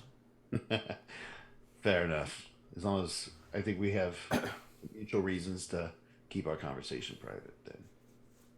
And she gets up and heads over to talk with Arlena some away from here and head out. As I start to leave, I will leave one little thought. One last thing. My companions don't know the situation. I like to keep it that way for now. Got I it. don't want them worried about things that they may not have to deal with. Got it. Not my business. And then I'll return to the beach. Okay. At the beach, I think they're sort of finishing up before you even get there. Yeah, Thesis, when the guys came back out from the water, she took the opportunity for her to go swimming. So she just goes out and goes deep, being confident in her swimming and water breathing. Yep. And as she just kind of almost fish-like goes through the water, using shape water to create colors around her and stuff, because you can manipulate the colors and such with that cantrip. So she's just taking advantage of having a fun time in the water. Okay. It's awesome. And you get to play and, the beach is perfect. You get to play. You don't see anyone else in there except kids that every now and then you'll hear a psh, and then cheers and laughs from the little kids. And Fish Guy is gone. Yes. Okay. And you finish out the day, your time at the beach. Eisen starts coming back. Hipley doesn't have a book because he gave it away to a kid who can't read. As Eisen comes back, Hipley hears in his head, "I have returned as promised, unlike the others." What new scars do you bring us? None at the That's an moment. interesting line. I like that line. Very poetic. And you finish your time at the beach. The sun starts to set, and you realize you haven't seen Cerridwen, so she must be ready to make portal already. For all this time. She has to have mastered it by now. She didn't even take a break with us. It's been 2 days. Yeah. Jada, did you get a tan out there? I get a what? Sorry, say it again. Did you get a tan? No, Oh, well, obviously. I don't have melanin. What? I don't know. I mean, metal turns a different. Wow, how rude. I Are you asking if she's galvanized? Are they galvanized? That makes more sense. Thank you. The answer is still no. Well, fine, now I know. So, I mean, well, could you? I mean, if you wanted to, could you?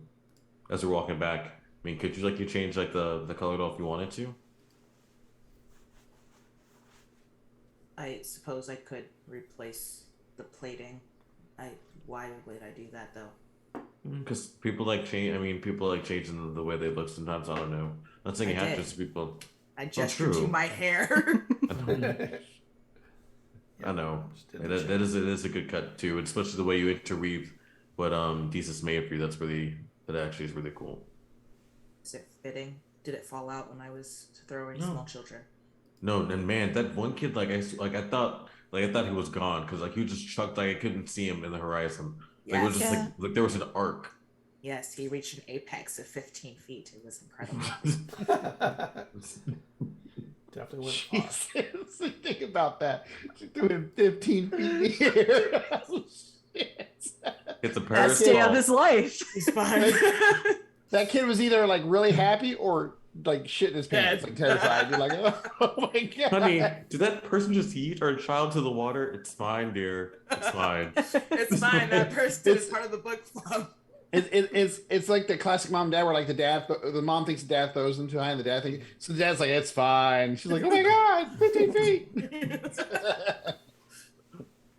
Well, I'll just say, you can always, I don't know, but at least we all had at least it looks like you had fun out there in the water. So Yeah, slowly the kids are taken away from the parents and they leave the beach, and you end up with nobody to throw.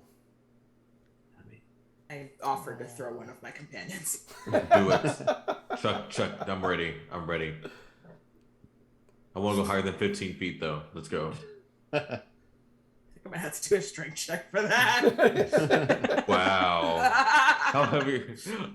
You're heavier than a small child. Wow. I I would hope so. I walk back to the place. Wow. So disappointing. Only 12 feet. And you want me to eat Shake my stuff, head. and then you make fun of my weight, and you want me to eat stuff. Mm-hmm. I don't believe I was making fun of you. I No, like apologize if that was It's fine. if that came out that way. I do apologize. That was not my intention. Mm-hmm. I can't tell if this is sarcasm, Jada. Gosh darn it. It's not. I'm being sincere. What Scott say? Oh, sorry, Scott. What were you saying? I'm not sure Jada really is sarcastic. I was gonna say And if so, it's inadvertent. we would never know. That's what they want us to Yeah, think. it's perfect. We would just never know. I've been sarcastic this entire time. I guess if we're still in that 8-hour window, I'll just check in on Dwen. Just Oh yes. mentally. Dwen, how you doing? Are you making sure you're taking breaks, water, food, stuff? I took a snack break and I went in the water for a bit. The tub. I found something really interesting where sounds correlate with with colors and the notes also, and for some reason there's a lot of weird things happening, but it's not like bad weird. I just think I understand magic more, so I'm trying to figure that out because I keep tapping into like old magic, but my concept of newer magic I think keeps getting in the way. So it's just kind of a weird brain puzzle. It's just the equivalent to like a grumble goes across the bond. So I'm okay. I'm getting somewhere, I think. I have a thought on that, but maybe when we get back. The most we've done is watch Jada throw children. Oh. In a good No context. No context. End call. So Jada throw children. Just nope. And you walk back, I guess. You're heading back to Mama Bardusa's. And when you get there, Pendrell is inside, just chatting with Mama Bardusa in the kitchen area, and comes out.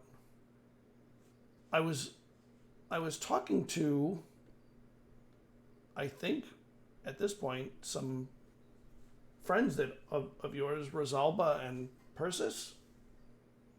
They were wondering if I could get some medals for them, and then they said that it was for a client, and I was told you had gone out there, and then I put two and two together, and I think you need some medals for something you want made, and I think I can get all but one of them, and even that one I can probably get with a few days. Huh. Well, there was something we were thinking about, but I think there's still more we have to think about on it. Okay. Yeah, so maybe just hold off on getting until. Yeah. Not a problem. Thanks. It's nice to see you too, Pendrell. Always a pleasure. Is Dwen? Do you know where Dwen's at? And Mom says, I know where she is. I can get her for you if you need her now. I know she's practicing some of the stuff that I was showing her. Oh, I mean, if she's busy. I mean, I don't want to interrupt. So you must be hungry. You look like you just came back from the beach. You've been there all day, it seems. So, the kitchens are open. If you'd like some food, and I'll see if she wants to join you. All right, no, might as well. I mean, hopefully we'll get killed in the kitchen. And she heads down the hall. Jazz's face.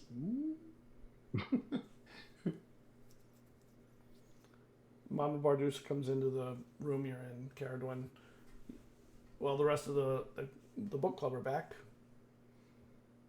Okay. How you feeling about it? You want to give it a try yet? I think I'm almost there. Maybe after I eat something. Okay. And she takes up her notebooks and goes. I'm assuming they're in like the eating area. Banquet hall. Okay. She goes there. And I look for the party. And I mean, well, yeah, I mean. you find the party. How's the beach? It's good. We made a sandcastle, palace, and entertained little children. Saw a fish man. Eizen fell in love. Yeah, he fell in love with the fish man. Oh, Eizen, that's wonderful. They were just staring at each other. Deep into each other's eyes. It was. I almost cried. He didn't speak common, so we had a conversation in his mind. He didn't have to speak. Oh, Their eyes said everything. It was all in the heart. Oh. Not this trip. Maybe next. You should give him a call next time. True love is not a common language. Well, she pulls out her notes and starts explaining like what she was doing and like what she found out. So I keep saying the ancient thing. I keep saying, the ancient language and places, and I'm trying. I think I'm starting to like trying to pose newer magic to like older magic. Just kind of all jumbled up in my brain. But I also found out that, as I suspected, we kind of knew about this, but sounds correlate to certain, I guess, colors. But it's, the colors that represent concepts. Like how the tines correlate with certain soul aspects. And so I found out that I could hum or sing a bit, and the colors would appear. And I don't think the colors have happened before the ancient language connection. So it's still kind of all new.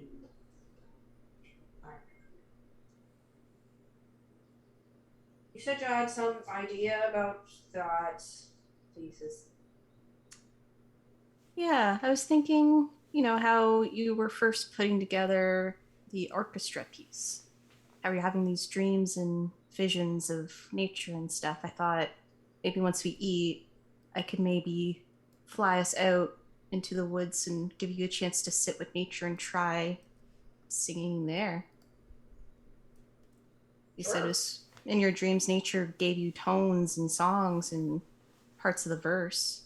Maybe being in nature near a nexus point might give you some deeper insight. Oh, I think it's a great idea. Let's give it a go. Do you say it's like, are we all around? Yeah, we're further. Yeah, we're at the table. Be careful. I mean, last time we're at nature, like a giant snail tried to devour us all. So just be careful out there, Yeah, I won't please. go too far. Don't want to, get eaten by a giant snail thing. And plus, near that area is that where the hag almost got us to with like the birds, like the weird grass that like took our blood. I don't know. Just as long as you guys are okay, as long as you guys be careful, that's all. She's just like, what's that on Wyatt?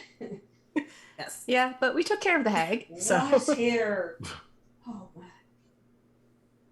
man. Yeah, we'll keep an eye out for birds and slugs and other things that might kill us. Just nods a little like too much, like wow, this looks good. And she just grabs a steak and just shoves it in her mouth. And when you do, you start to hear like a tone.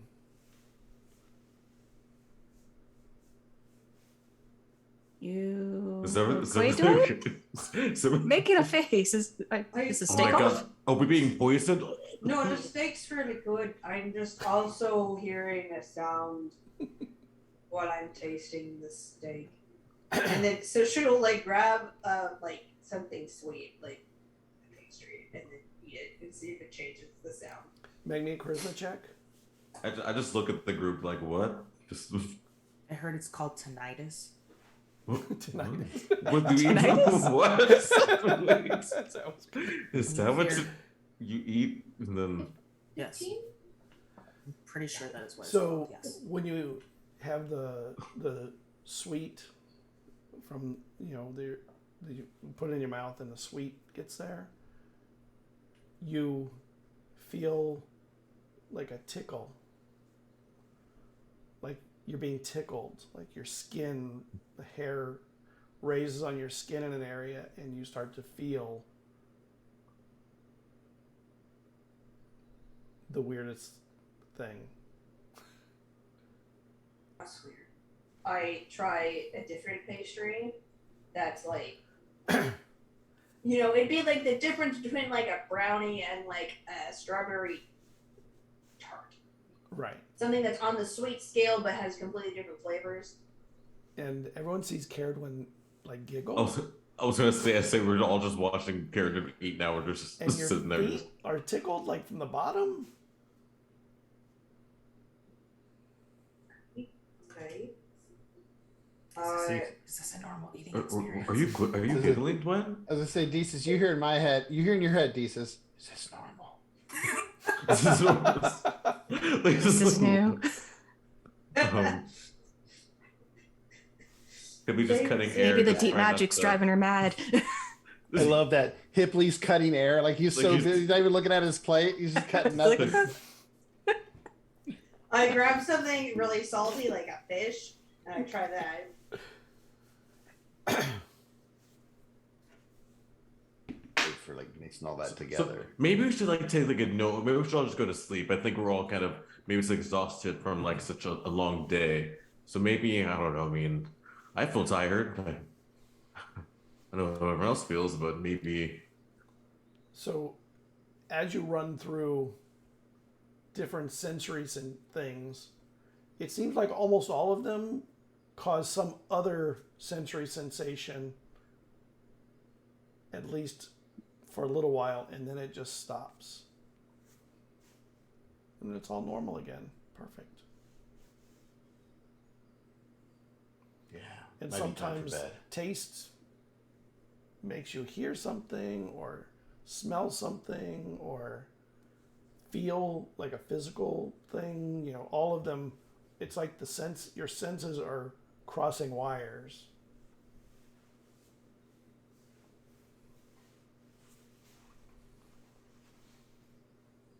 You just see her just staring into the distance for a while. She's just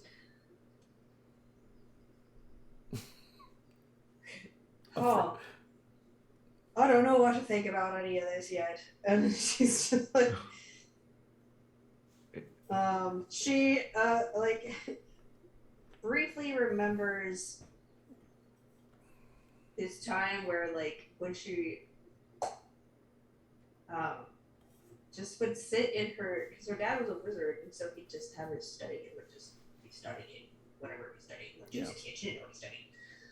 And this kind of expression that she has reminds her of him, where he would puzzle over these experiments or things and didn't know what they meant. And she's like, I'm not sure if this is related to anything. This is just talking to the group. But I'm starting to get additional sensations when I have a sensation. Like, for example, when I ate this sweet cupcake, I felt a tickle. But when I ate this steak, I could hear a tone, and I don't know what that means. But it does run in the family. So maybe it's just waking up, and it's normal, and it's just a genetic trait thing, or maybe I'm just maybe studying all this ancient magic is just opening my mind to new experiences, or I have no idea. She's just like, I don't know what's going on. I didn't know that could be a thing. Yeah, it's called synesthesia. Some people can have multiple sensations. Like they can smell colors, or their brain kind of connects it to other things. So I'm not sure if it's just a me thing or if it's an external thing. Well,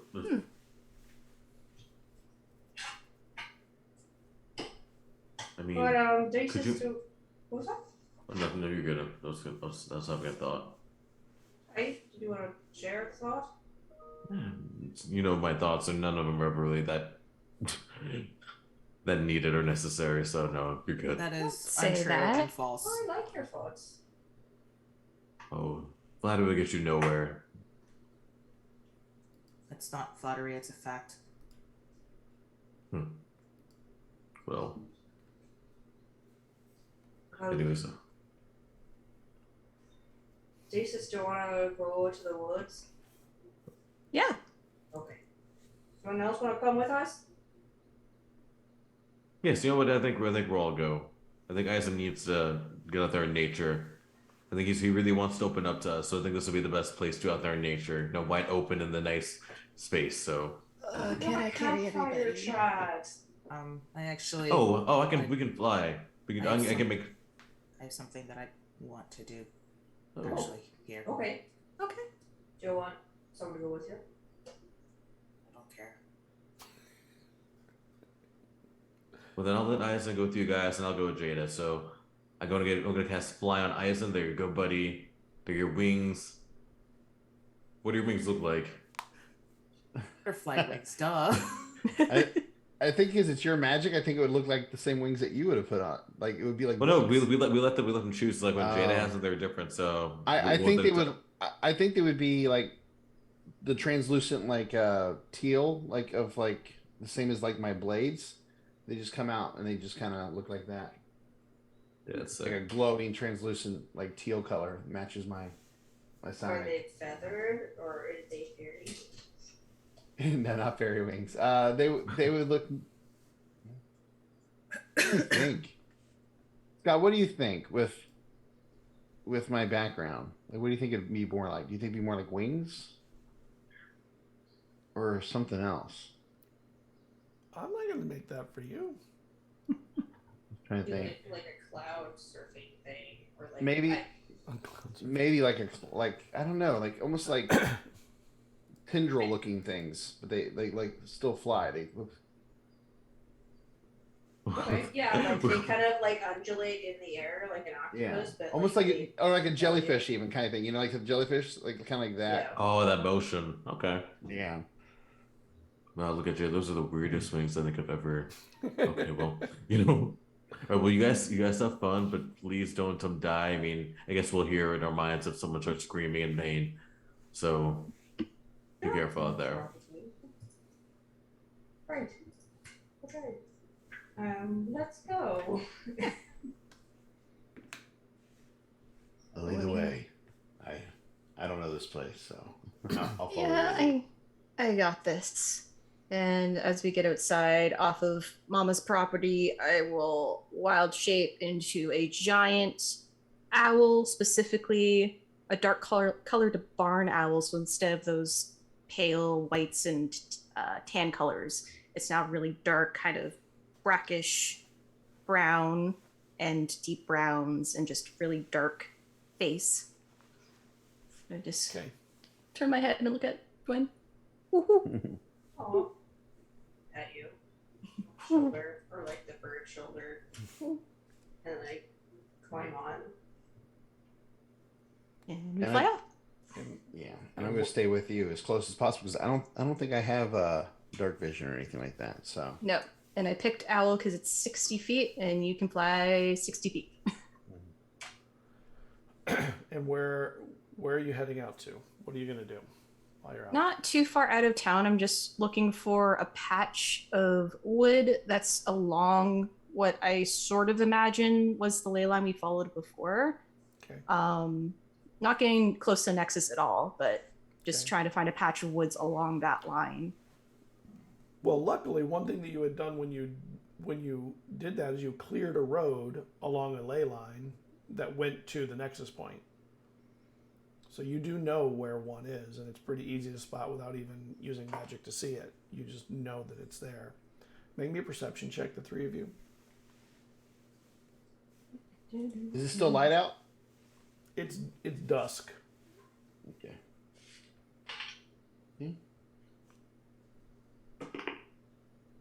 25. I love my perception.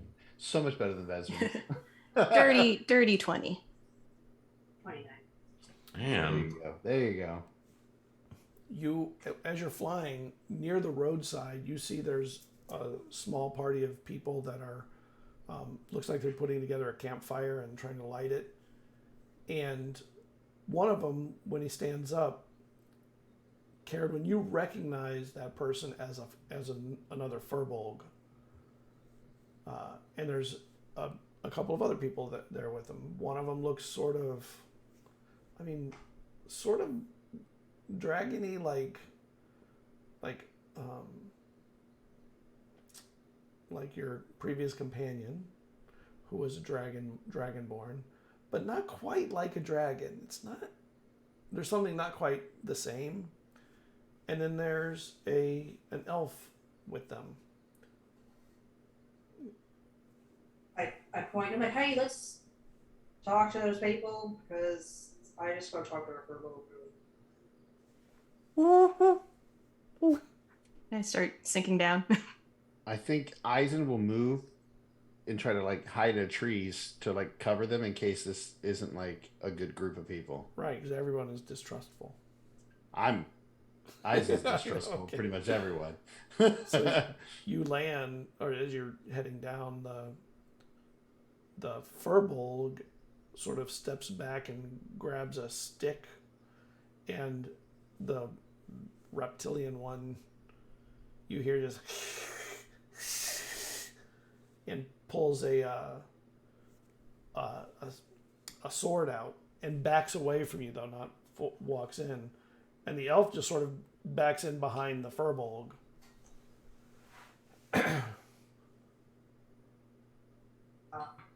Hi.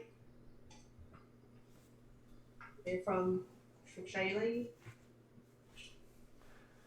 And the Firbolg looks at you and scratches his head. I've not seen another Firbolg here before. I'm kind of known around here. I'm Cerridwen, Sagewynd. At that, I puff out and stretch out my wings behind her. This is my companion thesis. I saw you and I admit I got a bit homesick. Want to know how the troll rogues. You're the musician. Well, we're going to be traveling together soon. Oh, are you on the ship? I'm getting some sap from the trees. I need it for the ship. And you see there's some taps in the trees that have been, and there are little buckets hanging below them, and it's dripping down sap very slowly. Very good. Are, Well, is we were just out flying. is that what was her name? Desis? Oh yeah, that's Jesus. Who? Who? I'm impressed. You can carry somebody like wow. You must be a very strong owl. Who? Well, I didn't catch your names. Oh, I'm Shale Toggin, and this here is that's so funny, is Ogun, pointing at the lizard person, and they point at the elf, and they go, that's Kirsten. He knows where all the right trees are, so when I come here, I get with him to get the trees tapped.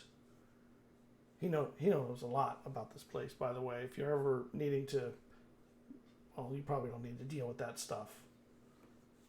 Ship maintenance or repairs, I don't think that's your thing, I assume. Ooh. Well, not me, but Isis has known herself around the ship. Oh, I don't think she'll like me, because I think this probably hurts the trees when you pop a tap in it. I really do want to apologize. I hope I'm not making you angry. And they'll back away from the owl staring them down, the giant owl staring them down. I think she's more interested in what you're doing as opposed to angry about. So what are you doing? Aren't you supposed to be getting ready for whenever we're leaving with you? We're kind of working on that. The reason we're delayed is because I'm kind of dealing with a magical conundrum. And the lizard person, he doesn't know what a conundrum is. I'm not really sure how to explain it. Problem. Puzzle. Puzzle. Do you speak lizard folk? I don't think you do, but I know you know a lot of languages. No, that's one of the two I don't. But Okay. if I spend like a day with him, I could. Okay. I could. I know you have a lot of languages on that list. I didn't know if that was on there. I forgot to check. I should have. And the elf comes out from behind them. I apologize for tapping the trees. I know from what he was telling me you're a druid, and I will remove the taps when we're finished. I don't know if that helps the trees. He whispers to the person loud enough that you can hear it. I don't know if that really helps. Do you, They don't know. Well, you'll probably want to cover it with like mud or something afterwards. Okay, we'll do that. We'll cover them with mud. Yeah. I begin to kind of like groom at Dwin's hair. What are you doing, Eizen, from your secret vantage point? Staying in the trees, just staying up there hidden, waiting for them to decide if they're going to stay or leave. And then once they leave, I'll fly off with them. I don't want them to even know I was here, these guys. Okay, no one sees. Well, it was nice meeting you. We'll be off then. You too. I look forward to long conversations on the ship. Oh. Where are you from? Same.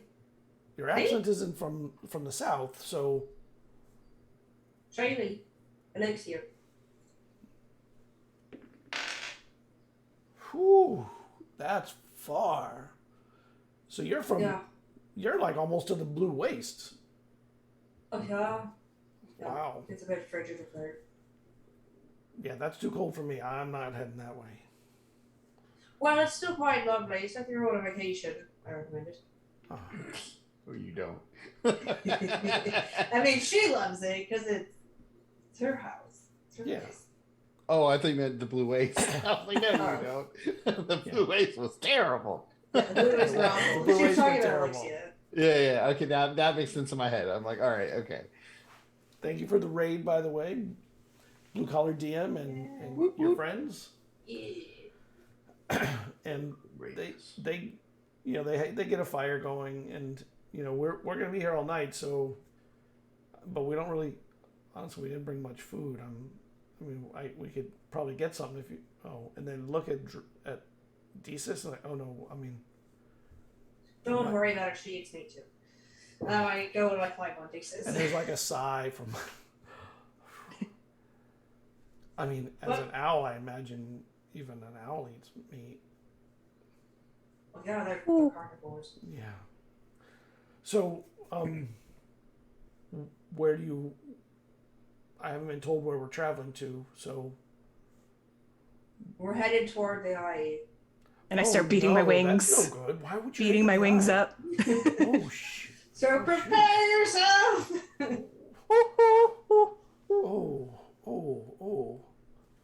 Why would you go there? That's not safe. They're flying. You're out. Okay. And they leave Eizen, and you see them hit the tops of the trees, and you head out. Yeah. So where are you going along the ley line? Yeah, so What do I you just wanna want to do? make sure we're far enough from at least that group now that they won't come and find us or track us or anything. Yeah. And then when they weren't even that far out of town. Yeah. And then once I see a good spot, I kind of slowly spiral, circle down, gently land, let Dwyn off. And as Dwyn gets situated, I just, with a talon claw, draw a circle around her. Okay. Pull out my lantern and light it, and I pull out my notes and look at all of it. I have the loot, measuring off me, play on it, and I'm just opening myself to nature and whatever it wants to tell me. If it wants to say anything, I don't know. It's just kind of like, let's see what's going on.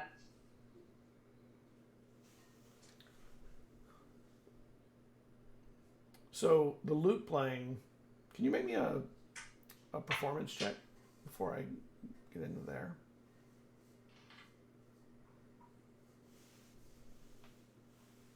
Fortune.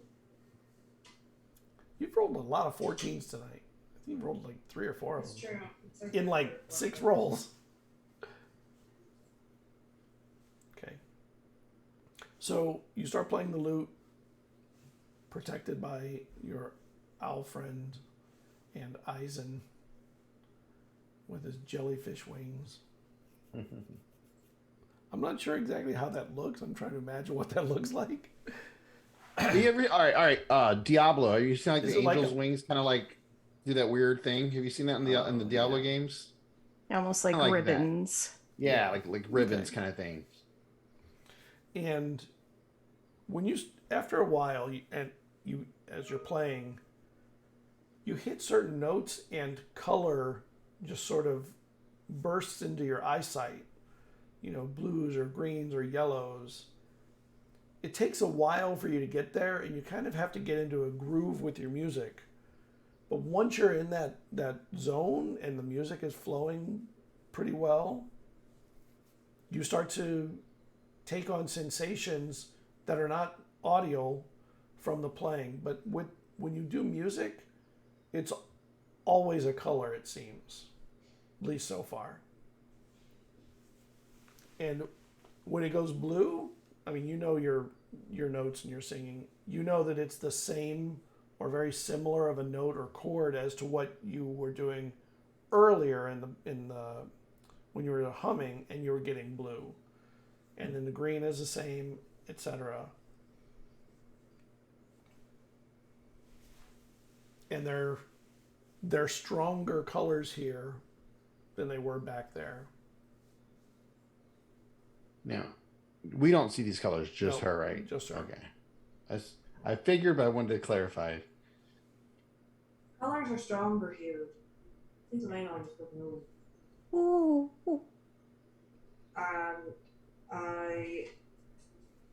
guess she's playing with the intent of like trying to understand the portal glyphs better. Okay. Seeing how that might correlate with the colors and sounds that she's experiencing. Trying to just piece these together through chord progression and Right. So as you're playing, you run through various chord progressions and notes, changing the colors that you're seeing before your eyes, and you realize after a while that you actually see there's a color on Desus.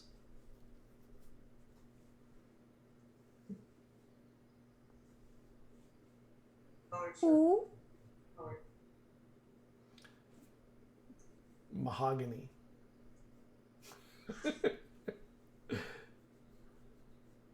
A color. I'm not going to make a color for everything in the world. Well, she thinks back to her mom saying auras. My mom knows something about auras. Make me an Arcana check. Arcana check.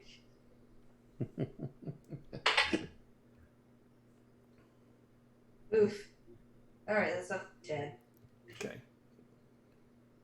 There was no bell. Bing. That was not that. And she's I'm almost there. Hang on, I just want to clarify something. She takes out the orb. Actually, Eizen has a color also. Mm-hmm. I'm sorry, I missed that. Eizen has a color also.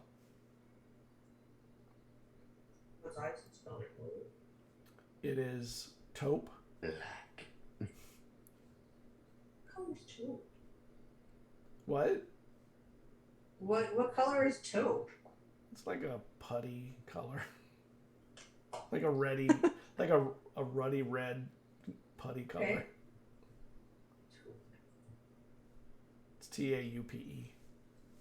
And as we're waiting with the nightfall and it getting colder, Desus just hops on over to Eizen, puffs up her feathers like a mother with a chick. She's trying to bring him into the feathers.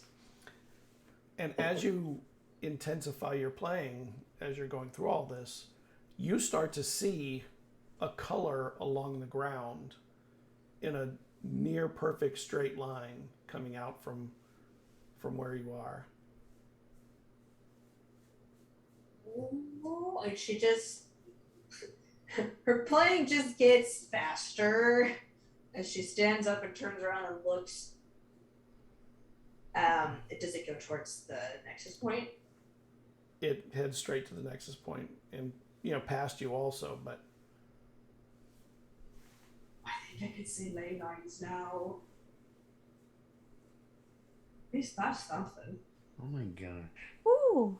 Can I just point out, until now, Vesna was the only one able to see the ley lines.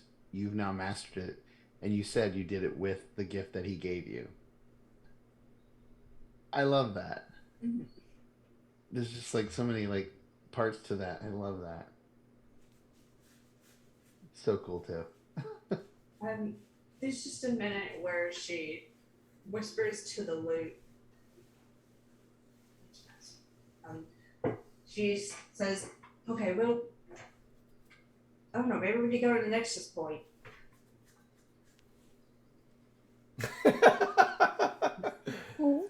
Okay, your silence is telling me no.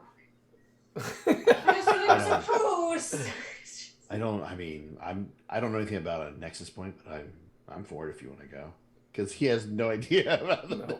Nexus points are basically like, I don't know. They're so she's like, basically the planet has or the world she makes she casts like minor image again. Illusion. You cast what? Minor illusion. When you cast it, you see the illusion as a color. Oh, that's a new color. Anyway, she makes the planet, and then she makes lines across the planet. Basically, the planet has these like magical kind of trails. And sometimes they cross. Okay. And that's an access point. And basically, magic goes kind of bonkers whenever you cast there. And you can kind of directly tap into old ancient magic at the nexus points, and that's why all these, big bats want to go sit on them. But I use the nexus points. Why? Once the space sits there. Oh. And I'm okay. So I'm studying old magic, tapping into the big ones, and I just feel like it's so close. I don't know. I mean, well, we're here, so. And the colors start to fade. By the way, after you stop playing, it takes a little while, but it fades away.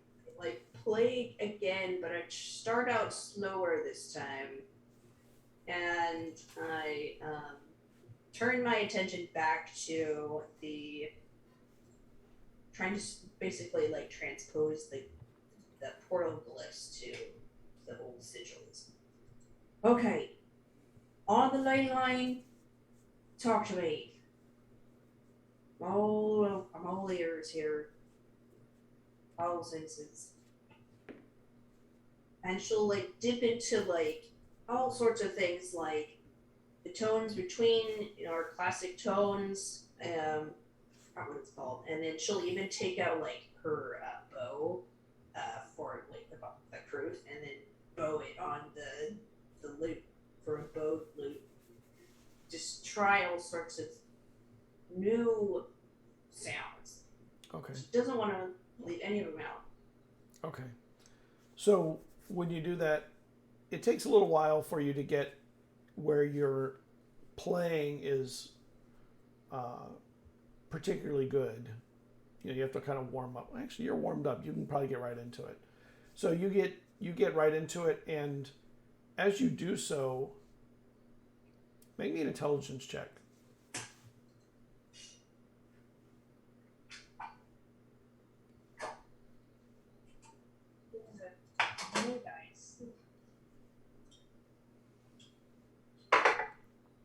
Oh, that's fine. What'd you roll? It's a 6. Okay. So close. So you're playing, and you are seeing color along the ley line. You see, color on Desus. You see color on Eizen. Even the orb. I mean, not even the orb. The orb has color. It seems like anywhere you look where there's something magic, you're seeing color to it. But as you play and you affect them in any way, the colors change a little bit.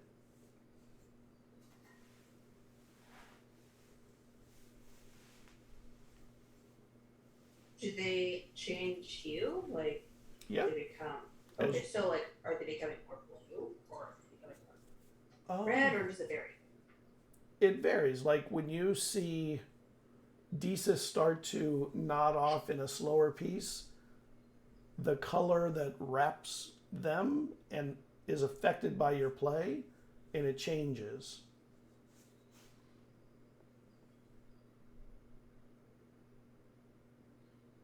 So it seems like when you're playing a certain way with a certain level of skill, that you are seeing and hearing the vibrations of of magic.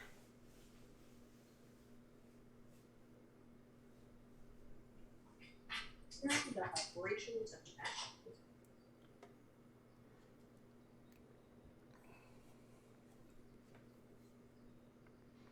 Make me an investigation check, please. I mean, you're here all night. There's things for you. You have time to continue playing and kind of thinking about it. Well, not all night, however long you want to be. But I know you said you were going to be there for a while. I just rolled another 6. Oh, nice. No. No. So you're playing. What am I doing? Investigation? That's just 10. Yeah, okay. while you're playing, we're going to go back to Jada and Hipley for a bit. So, what are you two doing, Hipley and Jada? We're still at the bathhouse, right? Yes. Okay. Jada just goes to their room. Okay. But just awkwardly follows. I mean, okay. You didn't have to stay. Well, I'm here. I mean, I'm here now, so. Okay. Well, so now I'm eating, and you don't want to hang out because now I'm eating. You don't want to hang out with me when I'm not eating. I'll stop eating again then. No, I would rather you did not do that. I mean, you didn't want to throw them because I'm too heavy, so. I'm kidding. I'm kidding, Jada. I'm kidding. That it wouldn't be as easy as someone who is lighter. I know. I get it. Less. Sure. I'll start working out. There we go. But I'm not going to. Look at me. Do it look like I'm really going to work out? Come on now. I feel as though we get enough cardio as it is, considering. Yeah, about the running from death. Yeah, that's a good point.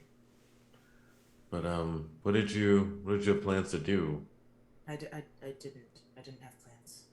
You just didn't you say you had? Yes, it was a fabrication.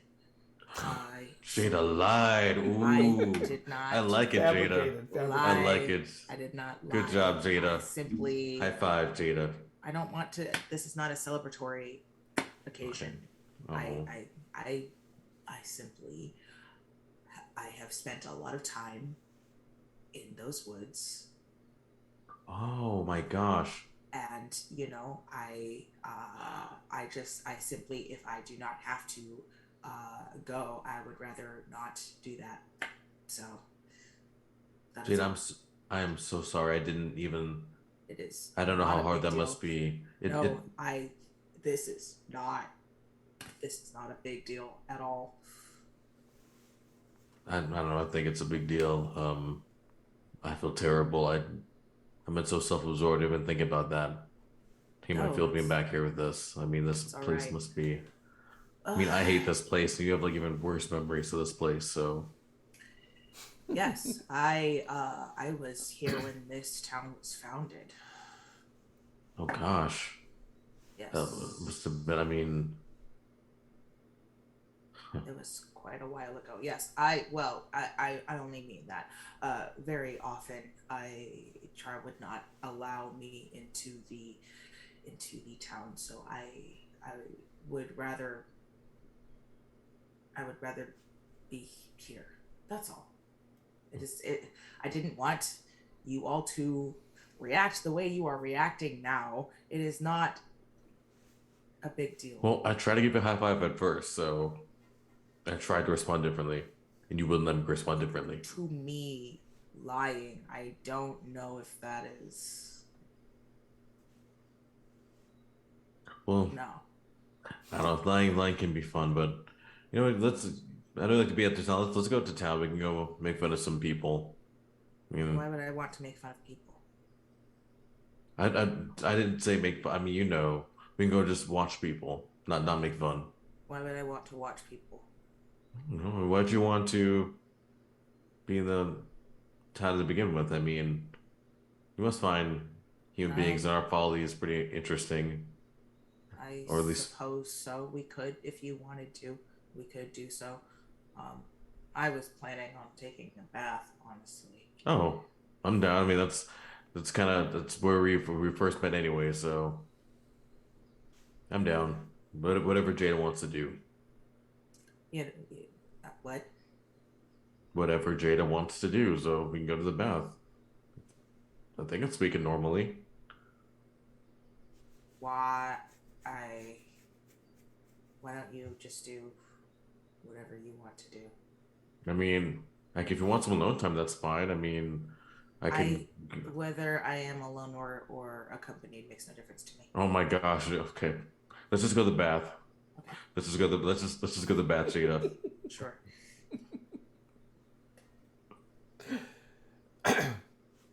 You arrange a bath in the bathhouse. They give you whichever one you want, and you go in and The warmth feels really good. It's not too hot. It doesn't make your metal too hot. It's very good for you also, Hipkey. I have fond memories of this place. This is when I got my body back, and this is when I met all of you. Oh yeah, because you were Peter with a Y. Yeah. Yes. Peter with the Y. Yep. Whose wife? Still never found his wife. And she rests in peace. Wait, no, his wife was Char. Char was his wife. Oh, well, make sure you not rest in peace. Oh gosh. Take that back. Well then, I'm glad Peter never found her. I'm glad Peter got away from her. So. Yes, you rescued Peter from his dastardly wife. Yes. Oh, it's like a fairy tale. It truly is. I mean, if you think about it, just man, because because I think that's where, yeah, that's where we all kind of met too. Because I was, yeah, wow, crazy. I try not to think about it. I mean, because I'm glad that we met, but there's so much, other things that came with it too. Sometimes it's hard to look back and not be bogged down by all the bad. Well, when you've lived as long as I have, most of it is actually good, considering. Proportionally, I mean. And how come you never tell us all these stories? But I know you lived for such a long time, but we never hear any of these. They are not pleasant stories. Oh. But you, I mean, you just said mostly it's good. So I mean, there has to be some good stories in between. After I met you all. Mostly it's good. Dang, how bad was it before? Where the goodness? Well, I was in service to a hag for hundreds of years, and before that, I witnessed the fall of my civilization, including the death of people that I very much cared for, and the abduction of the one person I was supposed to protect with my life. So, pretty bad. Wow. Well, I mean, all things considered, geez, that is a lot to bear. I suppose. But even with all that, though, you still turn out to be such a decent person, though. So even with all that happening, you still choose to do the right thing, and you've seen some of the worst, and you still help beings like us. You've seen all our flaws.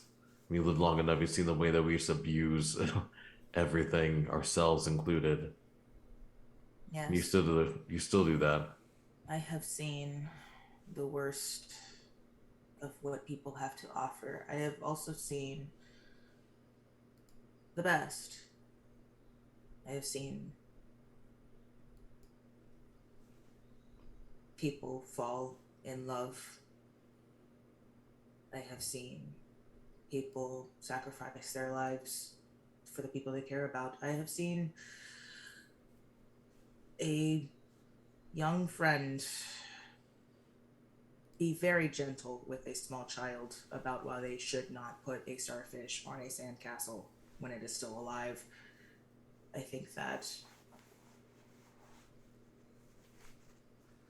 proportionately balances it out quite a bit.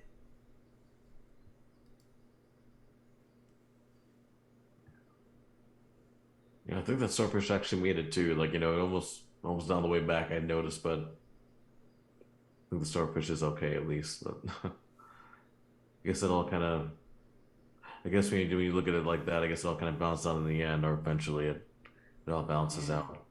Balance is good. There must always be equal amounts. Without darkness, we would not be able to appreciate the light we have. And without light, obviously, we would be enshrouded in darkness. There is always a balance that must be had. Well, that means the sun must be coming up pretty dang soon, then I want to say, because it's been pretty dang dark lately, so that means the sun must be right on the horizon. Oh, you mean metaphorically? Yes, okay. Well, I was going to calculate sunrise for you if you wanted, but if you don't, that's I mean, actually, it's probably pretty close to it too. I mean, no. metaphorically, The sun literally just set. Well, somewhere it's rising though, so I mean, technically, That is correct. Yes. it's always rising. Technical. I suppose. That's uplifting. I mean, the sun's always rising. That's, I should Sun's write a always book. rising somewhere. Yes, you should. You are very skilled. Well, I was going to, then Ezra have to ruin that. Can't even use a magic book. Vesrin. I said Esper. I mixed Eizen and Vesrin together. You combined us both, Ezrin. That was great. Oh man. Well, I don't see how Vesrin's untimely demise should dictate whether you write a book or not. Well, no, because we had to use the magic book to put like that stupid god whatever being in it.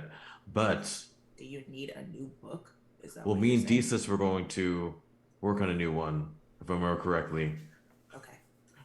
Desus just nod yes from where you are. Get it? Yeah, so we were actually going to work on one. And so I guess we all can. I mean, we're all planning to work on the other one, so. Oh no, no. Yes. You. Yes. Nope. I saw you the way you calculated those sandcastles. We need that expertise in writing. No. You have an eye for numbers and metrics, and so you can make sure the book is perfectly balanced.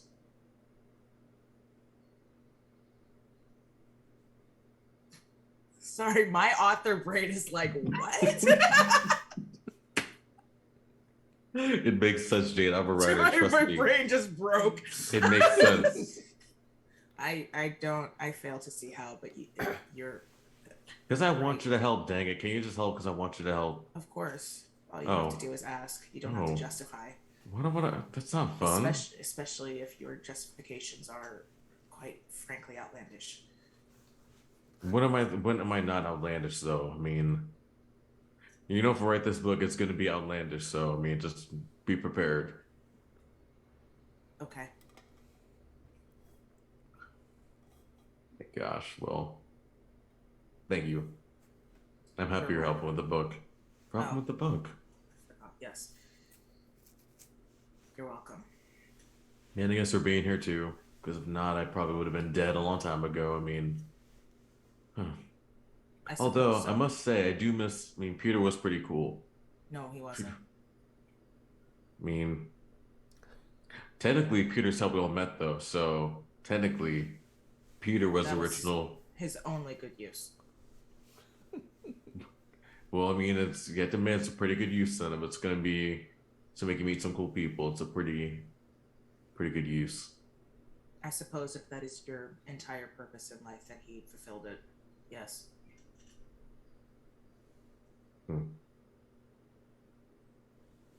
Well, I don't know. At least we're on a boat right now. That's a plus. That is a plus. Yes. Although, yeah, we'll worry about that tomorrow when tomorrow comes. Oh. Don't worry about it now. Are we leaving tomorrow? I don't know. I thought pretty soon. We should clarify that. I mean, I think we're leaving. Scott, did they say they need a couple days? Because they told us, right? It was they didn't tell us. Whenever you were ready. Shoot. Well, hopefully we'll leave soon so we get this done with. Because honestly, I just want to be between you and me. I just want to be done with this whole magic and all this gods and all this. Yes, I understand.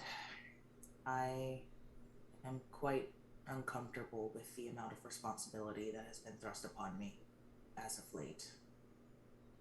Oh yes, with those souls. I was gonna try to talk to them with telepathy, but I don't know. That's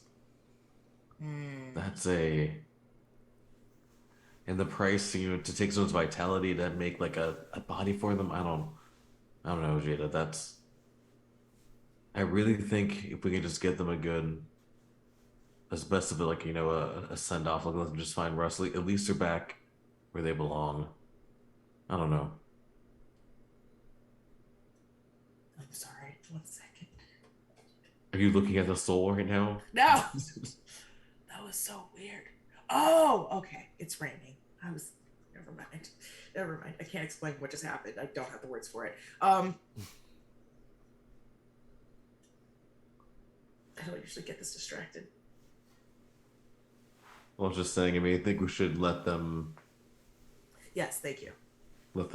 go, so to speak. I mean, at least they're back where they need to be. But That is not a choice that I am willing to make on behalf of the people.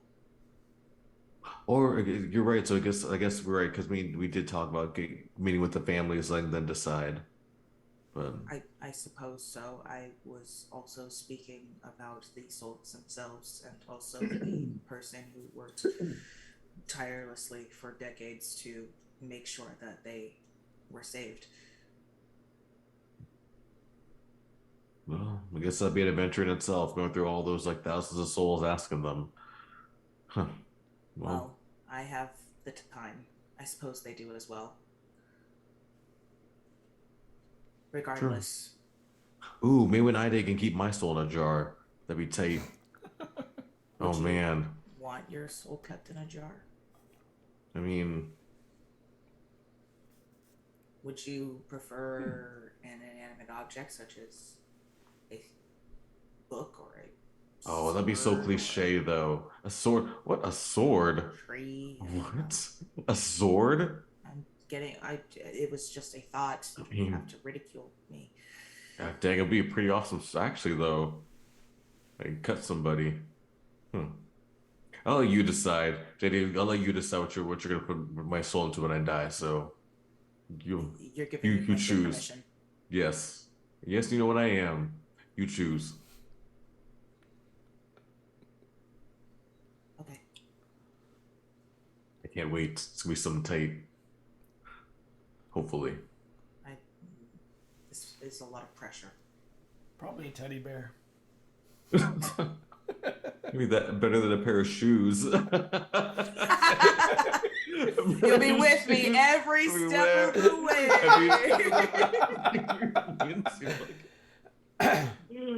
Oh my gosh.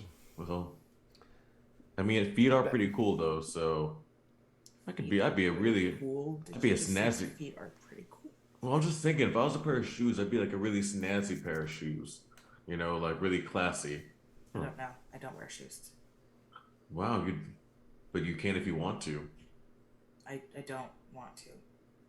What do you have against shoes? Wow, you don't like eating, you don't like shoes. Okay. Neither of these things are required. Have you tried wearing shoes before though? No, I suppose not. Okay, well then before we leave on the boat, you're gonna try some shoes, then you'll be able to judge it accordingly. Are shoes not acquired to protect one's soles of the feet? No, I mean, Soles are made of jade. They don't bleed. yeah, but shoes, add like another layer to like, I don't know, like style and stuff. I don't know. We're gonna try some shoes, dang it. What is style? It's not what I have, but I mean, you've seen some of the more artsy types around here. You've seen the way the more colors and more like, they symmetrical, like their things like match and stuff, style. I have also seen them strip themselves naked and paint themselves different colors. Style. So, and freedom. I don't suppose I follow, but okay. Dang, I should do that before we leave. Strip yourself naked and paint yourself a different color? I'm doing that. We gotta find some paint. Okay. Before we meet up with the group, I'm doing it. While your mind meanders into painting yourself, will back in the woods, Cerridwen is playing her lute and intensifying it and slowing it down to see the effects, the ley lines as you become more precise in your playing or more emotional in your playing. The ley lines lengthen that you can see,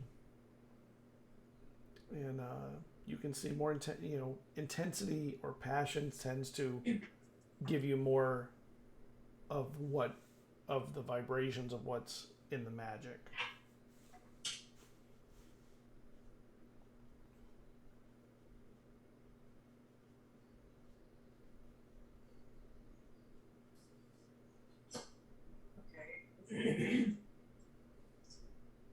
So it correlates with the intensity of emotions.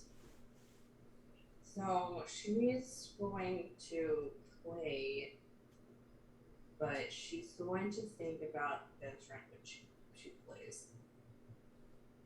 And I feel like what would happen is she tries to reach into that space, and you see her fingers just slow down as she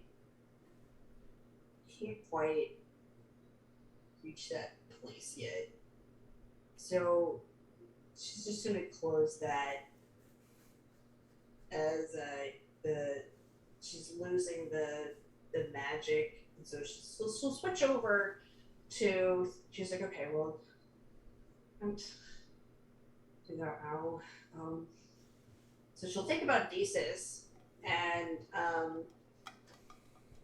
what their friendship means to her, and try to like put that into a song with her playing. Just see if that reflects what's going on. Okay. When you're creating this song, is it instrumental? Is there vocals to it? Like, what is the song like? She's going to start out with just instrumental. Okay. And with Desus, it starts out sort of like a ballad, but then she starts adding in these little kind of inklings of like a dance or a jig that picks up pace and it weaves itself into pretty complex chording, and she goes from like first it was a major, and now she switches it over to a minor. Okay.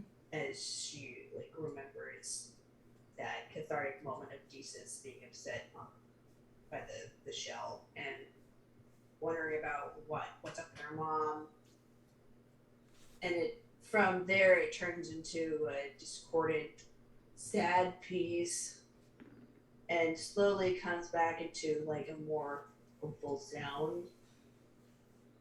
And if she'll start to maybe like attempt to add lyrics to it, if it feels like it's going in the right direction. It's all very intuitive. Give me a performance check. Okay. 14. Come on, pink dice. Or 6. Oh, I rolled a 5. No, not the power of friendship. Yeah, her friendship. Their performance of 5, so it's a 10 total. Yeah. Could be worse. Yep. So I was like, okay, just like, not quite there yet. Yeah. It's not ready for lyrics. Nope. She's like, not ready for lyrics. And after a while of playing, I mean, it seems like you can only maintain that for a while, and it starts to lessen. And it gets pretty late into the evening. Well, she's just gonna say, well, I'm just gonna try this portal thing and see what happens. And then she just attempts to cast the spell. Because if it doesn't work, then it doesn't work. So where are you writing the runes or the sigils? She's writing in a notebook. Okay. So you write in the notebook, trying to imbue the sigils with the ability that you need. Can you make me an Arcana check?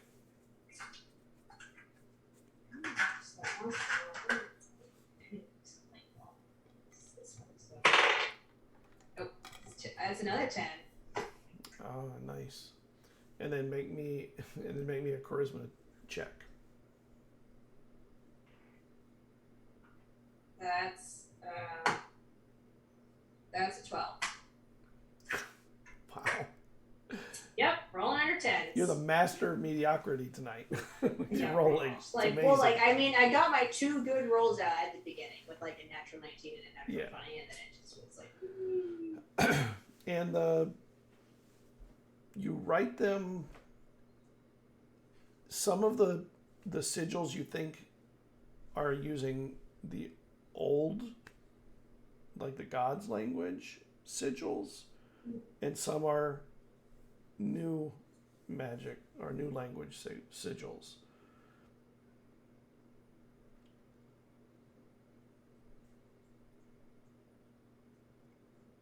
Okay, so they don't work together, it looks like. And well, I mean, if nothing happens, then she's like, all right, let's just go home. Let's just go sleep. I think I made some progress. So you fly back. Yeah, we'll fly back. When you fly back, you are you going to Mama Barduce's or are you going somewhere else? We're going to Mama's. I'll use the Eizen connection to tell the group we're coming back. Okay. And how many hours would it have been? Would it have been within that 8-hour window still? Probably not by now. No. Oh, You started that earlier in the day. All right, and she'll. I wasn't sure how. I do wasn't that. sure. She'll just fly back on Deuces. And when you arrive, you see Garen sort of stumbling towards the door, along with a person that you don't recognize, kind of reddish skin, and the two of them are sort of holding each other up as they trip over a little rock.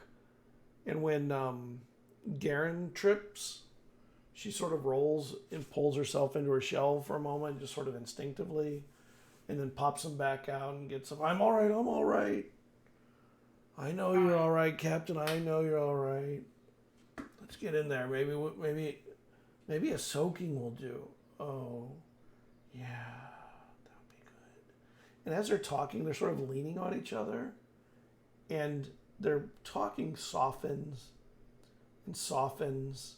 and you think they fell asleep in like an A-frame position, sort of holding each other up inadvertently, and the talking just sort of goes to nothing, and you land right next to them.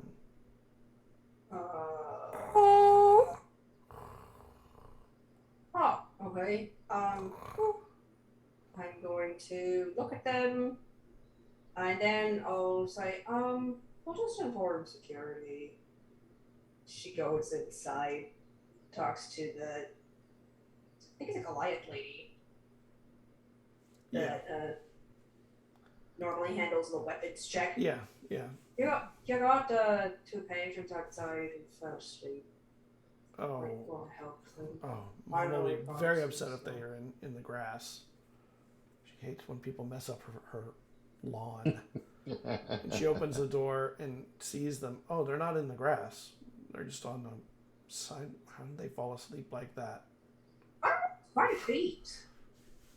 I was surprised. No, I've never seen that either. But I can bring one in. You can bring one in, or whatever. Please, it'd be good to have the help. Okay. Which one do you want?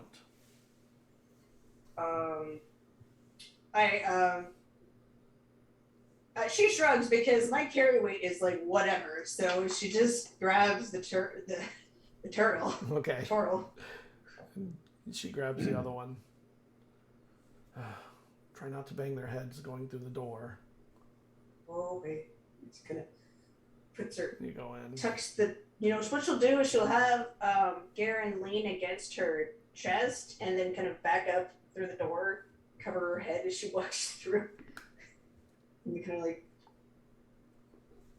And when you do that, when you try and like turn to do that, you feel so warm. Oh, Twin! Oh my gosh, what's happening? You felt asleep standing, and you're very drunk right now. I am very drunk. I was there, and then she'll kind of like put her arm into like an escort hold. Like, why don't we walk in together? I need a soaking. I need that to like get me back. Is there? Normally we don't let them have a bath when they're drunk, but I mean, sea turtle. Is that good for them? I don't know. Are they better in the water or not? I have no idea, but I mean, Beds it is. Yeah, just throw them in bed. You probably won't notice anything. Well, I'll show you to their rooms. Let's get them in their beds. Come on. You guys are walking them in, and stumbling in the door behind them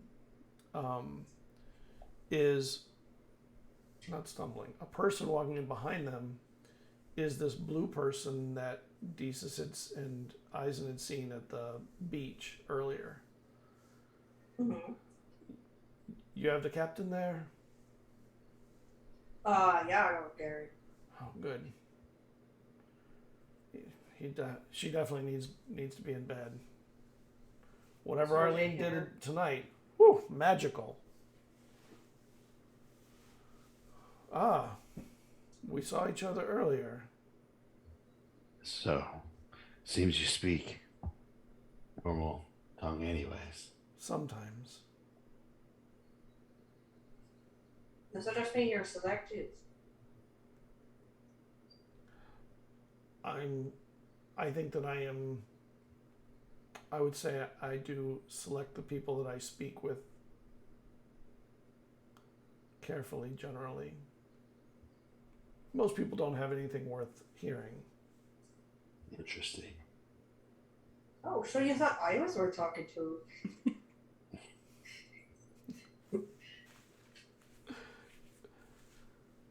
Well, I'm Cerridwen.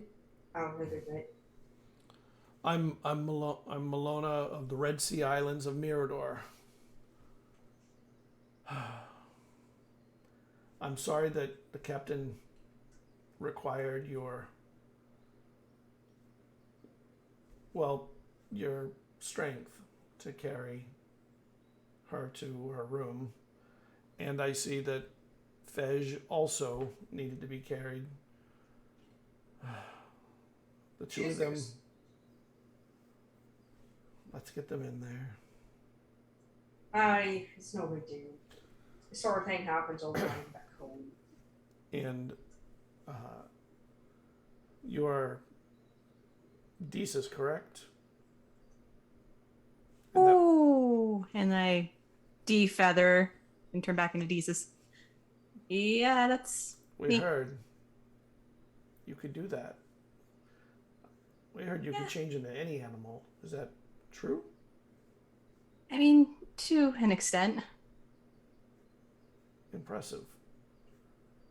You don't prefer animals of the sea? I mean, I do them all the time, but I had to be a bird for a little bit. Must be an odd sensation to throw off the yoke of who you are for a while. And interesting. Sometimes I find myself more when I be something else.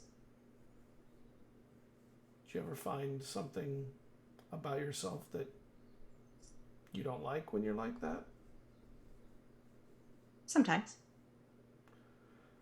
Well, it was very nice meeting you, Desus. Cerridwen, but I really do need to get my captain away into her bed. Oh, sure. Yeah, by all means, you can take her. Well, if you don't mind carrying her, Sure. she is very heavy. Yeah, I imagine. I'll show you to the room and I'll help you get her in, and Of course. you know. And he leads down the hallway, opens a door with a key that he has, and it's a big room. This is a pretty nice room. Not as big of a bed as you have, but a pretty wide bed. Like Yeah. she's pretty wide with the big shell and everything. All right, here we go. And just like roll her onto it. Yeah, make sure the shell up. She'll get really Right. nauseous if she's the other way. Hates it. And in this condition, that can only get worse. Okay, so we situate her. And he turns off the lantern in there. Let her get some sleep. We get Fej and helps get Fej in with I forgot her name. People want to call her Titania, but I don't think that's it. And he comes out. Well, the crew is very excited to be working with you when you're ready, but knowing that you're not ready has made them very happy to have a little leave. Well, they're probably going to get one more day of it, at least. Oh, that's it? Oh, I'd let them know. Let them know in the morning so they can sober up. At least. There might be more, but the real delay is just I'm trying to solve this. And he's walking with you down back down to the hall. And Desus and Eizen, I assume, are still there and still nearby. So, if you don't mind me asking, Desus, I recognize some things, but the horns kind of throw me off. Oh, yeah, the horns and spurred tail is a tiefling thing.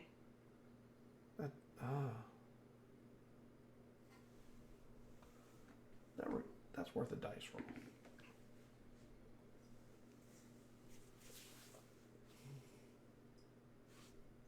I'm not sure if I have anything. I don't know if I have anything but questions, and I'm not sure it would be appropriate to ask. So, I mean, I'll let you know if it's appropriate if you ask.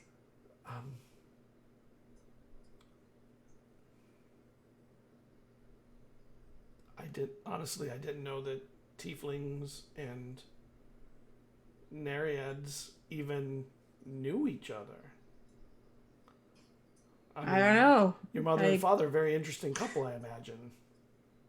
Yeah, apparently, this is what I've learned. And I'm apparently a legend amongst my mother's people. Have you mastered your voice?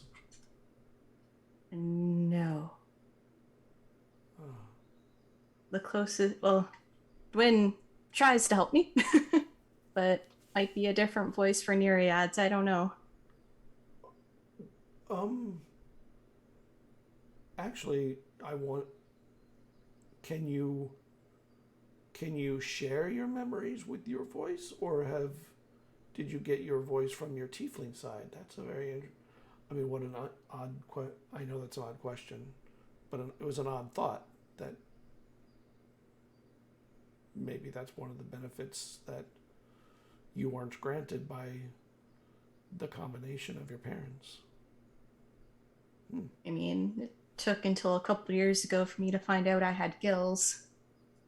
Then you're catching up. Maybe it's not too late. Maybe you do have a voice and you've just never tried to use it. Well, I mean, I had no teacher for many years. My mom wasn't around, so and I don't know how age may work. Maybe I'm still considered a baby. I know some people's, 19 is still like the equivalent of like a 3-year-old in human years, and I don't know. I don't think I can help you there. I don't really know either. Oh, Are Nereids long-lived or do they vary? I didn't hear you. What'd you say? Do Nereids' lifespans vary? I don't really know what Nereid lifespans are, to be honest. I'm not a Nereid. I'm a Triton. Do Tritons also sing with memories? No, I wish. What a beautiful thing that would be. Oh.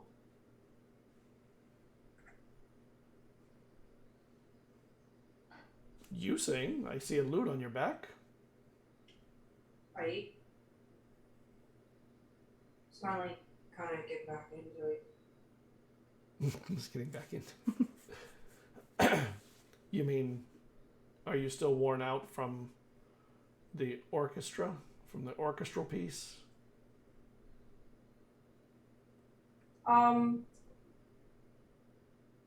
Mama speaks incessantly about it. You know that, right? When you're not here. Yeah, I know she speaks. I've heard that. It's well known. It's well known. But, don't tell her, but she takes great pride in that. I'm No, not sure not how. either. She didn't do the singing. She didn't do the songwriting. But it was possible through her. Could have paid anyone otherwise. She's Patronized it. she was your patron. Yeah. Or is your patron. Yeah. That explains so much, knowing just that. Why she gushes about that. And you, my friend, are you finished skulking at the back of the conversation? Who, me?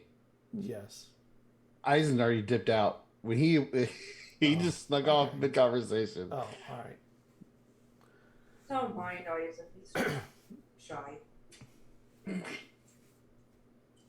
And your other crew, I see her not with you. The other members of the the Readers Club, right? They have something to take care of. So yeah, they're somewhere in its book club. Oh, book club. Yeah. Terrific. So do you all write books? Some write, some read. we're all good studies, I suppose. We just wind up reading a lot because we wind up having to just learn a bunch of stuff to do things we want to do. It's just like we like the library.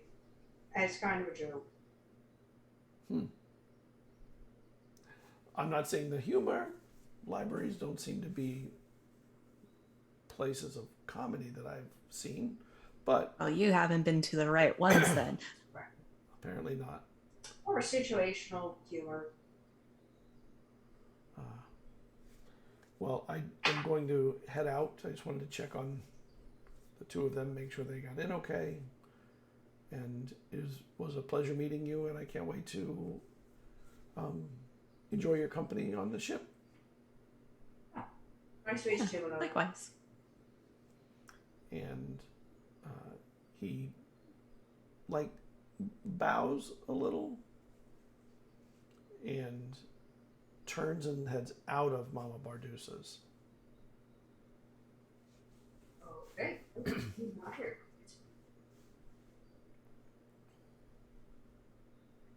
How late is it in the day? It's late in the night.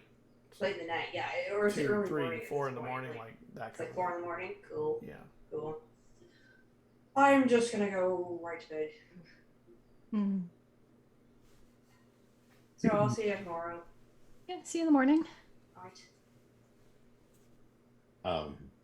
I don't know if it's possible, but I would like to try to catch Jada alone, like in their room at some point, if Hipley had left.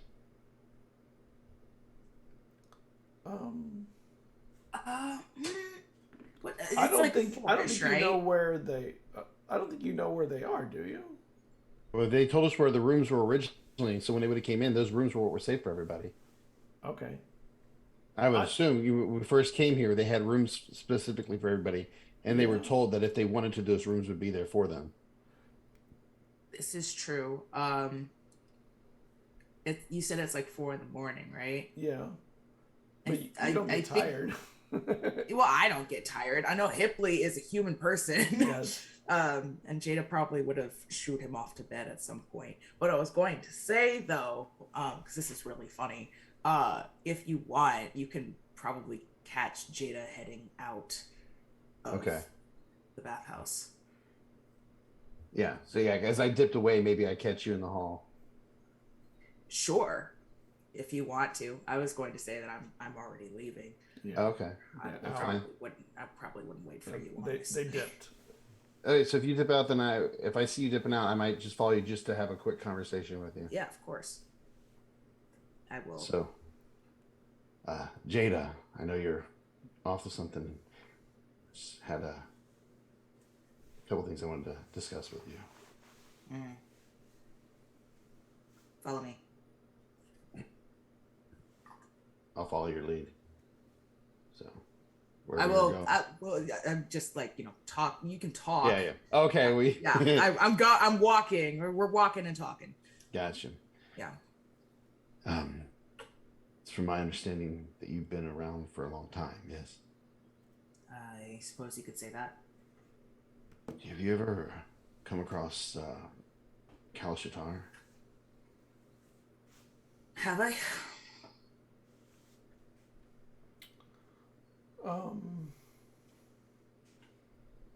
Would you have come? I mean, it's possible. Oh, for it. I can roll a history check. I have proficiency in history. Yeah, I give feel me a like you don't history know check that. roll. Maybe. I have expertise in history, actually. Look at that. Ooh. Wow. I never did roll for history. Oh, amazing. Okay. 21. Yeah, there was an advisor to the royal family that was a Kalashtar. Infrequent advisor, like brought in for certain things. You're not sure why, but they seem to be very quiet. Didn't talk to anybody else much. Yes, that is a race I suppose I'm familiar with. Why?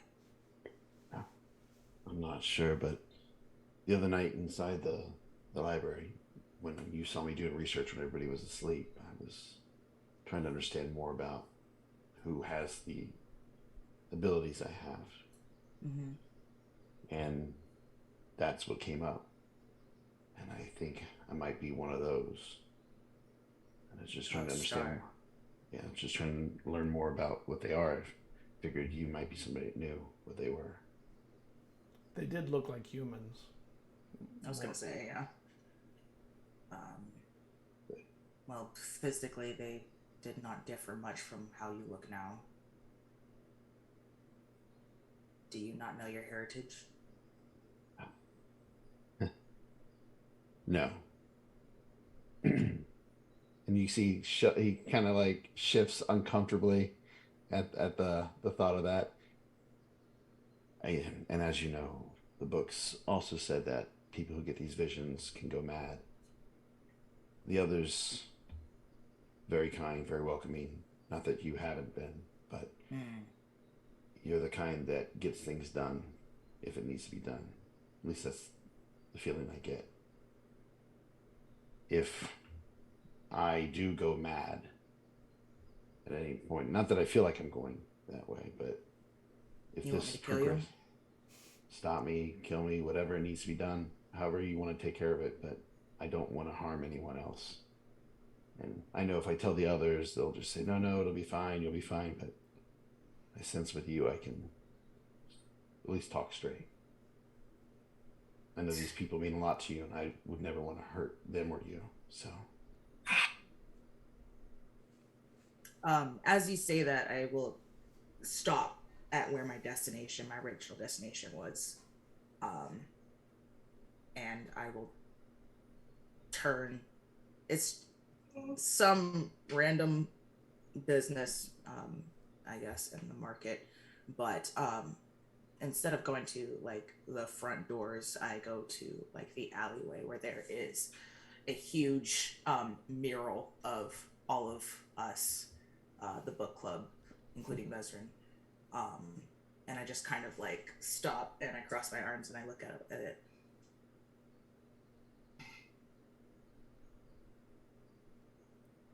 You'd hate him, I think. Hate who? Vezrin. I don't feel like I would, from what I've heard. No, he was arrogant and presumptuous and incredibly stubborn.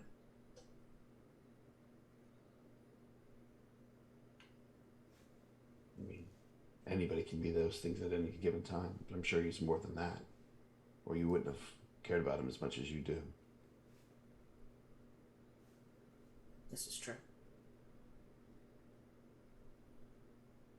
I know, I'm not him, and I know I'll never be what he was to y'all, and I don't plan on trying to ever be that.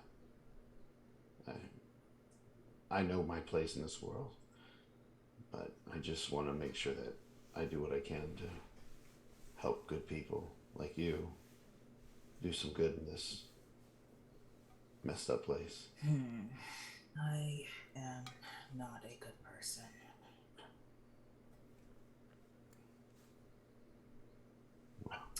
I don't like you.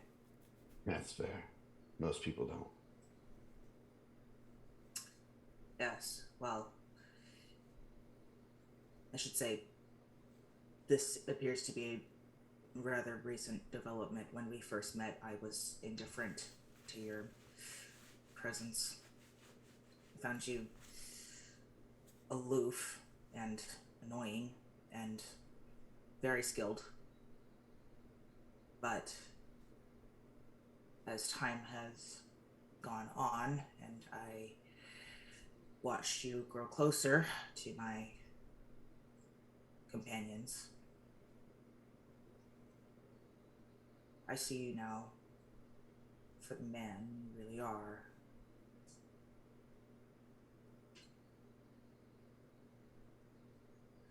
Noble. No, you. I Desperately lonely. I'm no noble in any way. I've done many things that I am not proud of it either. You say you're not a good person. Well, we all have a past. And mine is not a good one. Life sucks. We make choices to survive.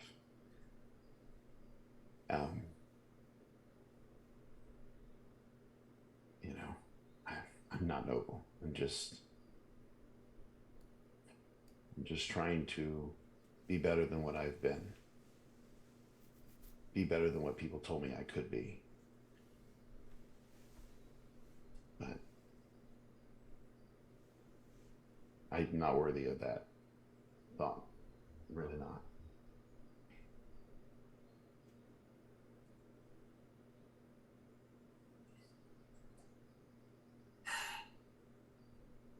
You're just like him.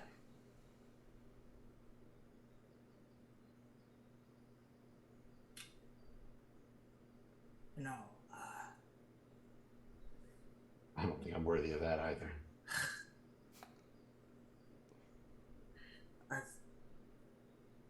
I've been around for a very long time.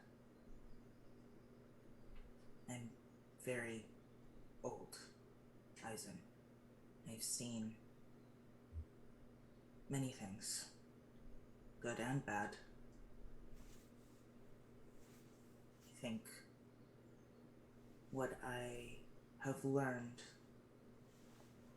above all else is that nothing is ever as straightforward as good and bad. Whether you are worth much of anything is not of consequence. There is no title I can put on you or you can put on yourself that would be 100% accurate.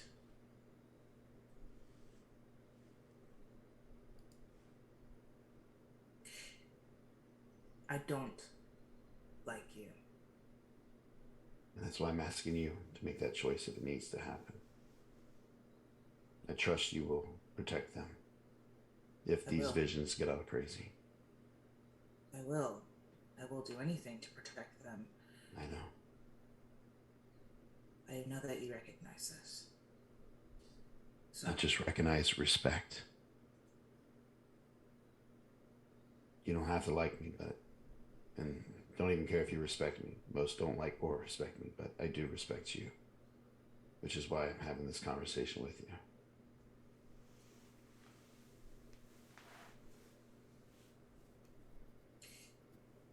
in regards to that, yes. If you need someone to shut you down, I will be that person. Of course I would. Thank you. I won't keep you anymore. And I won't say anything if you don't want anybody else to know. As I wave towards the wall, you have my word on that. All right. I'll watch your back. You know, not that you need it. It's just, I feel better than just sitting here. At least I'm doing something. Being useful. Is that your advice? Being useful? Advice. That's all I'm good for is being useful to others, so. I understand that mentality.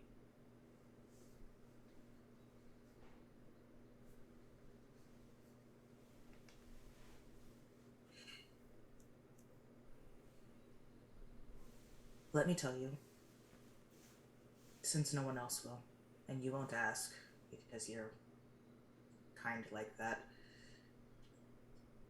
and I tell him about Bezrin. I tell him everything about Bezrin. And he listens intently, focused, taking it all in.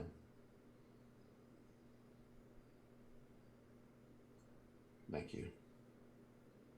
I'm sorry that you lost him. You never really lose anyone, really, as long as you remember them.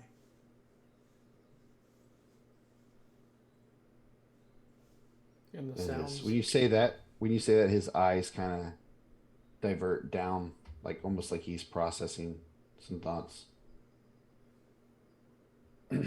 Sorry, Scott, what were you saying? The sun starts to break the horizon, and you start to hear the sounds of people beginning setting up shops and working and what have you. You should get back. Organics need sleep. Mm-hmm. There. And are you heading back too, or are you staying here? I think I'll stay a while. All right. Well, you know where to find us if you need anything.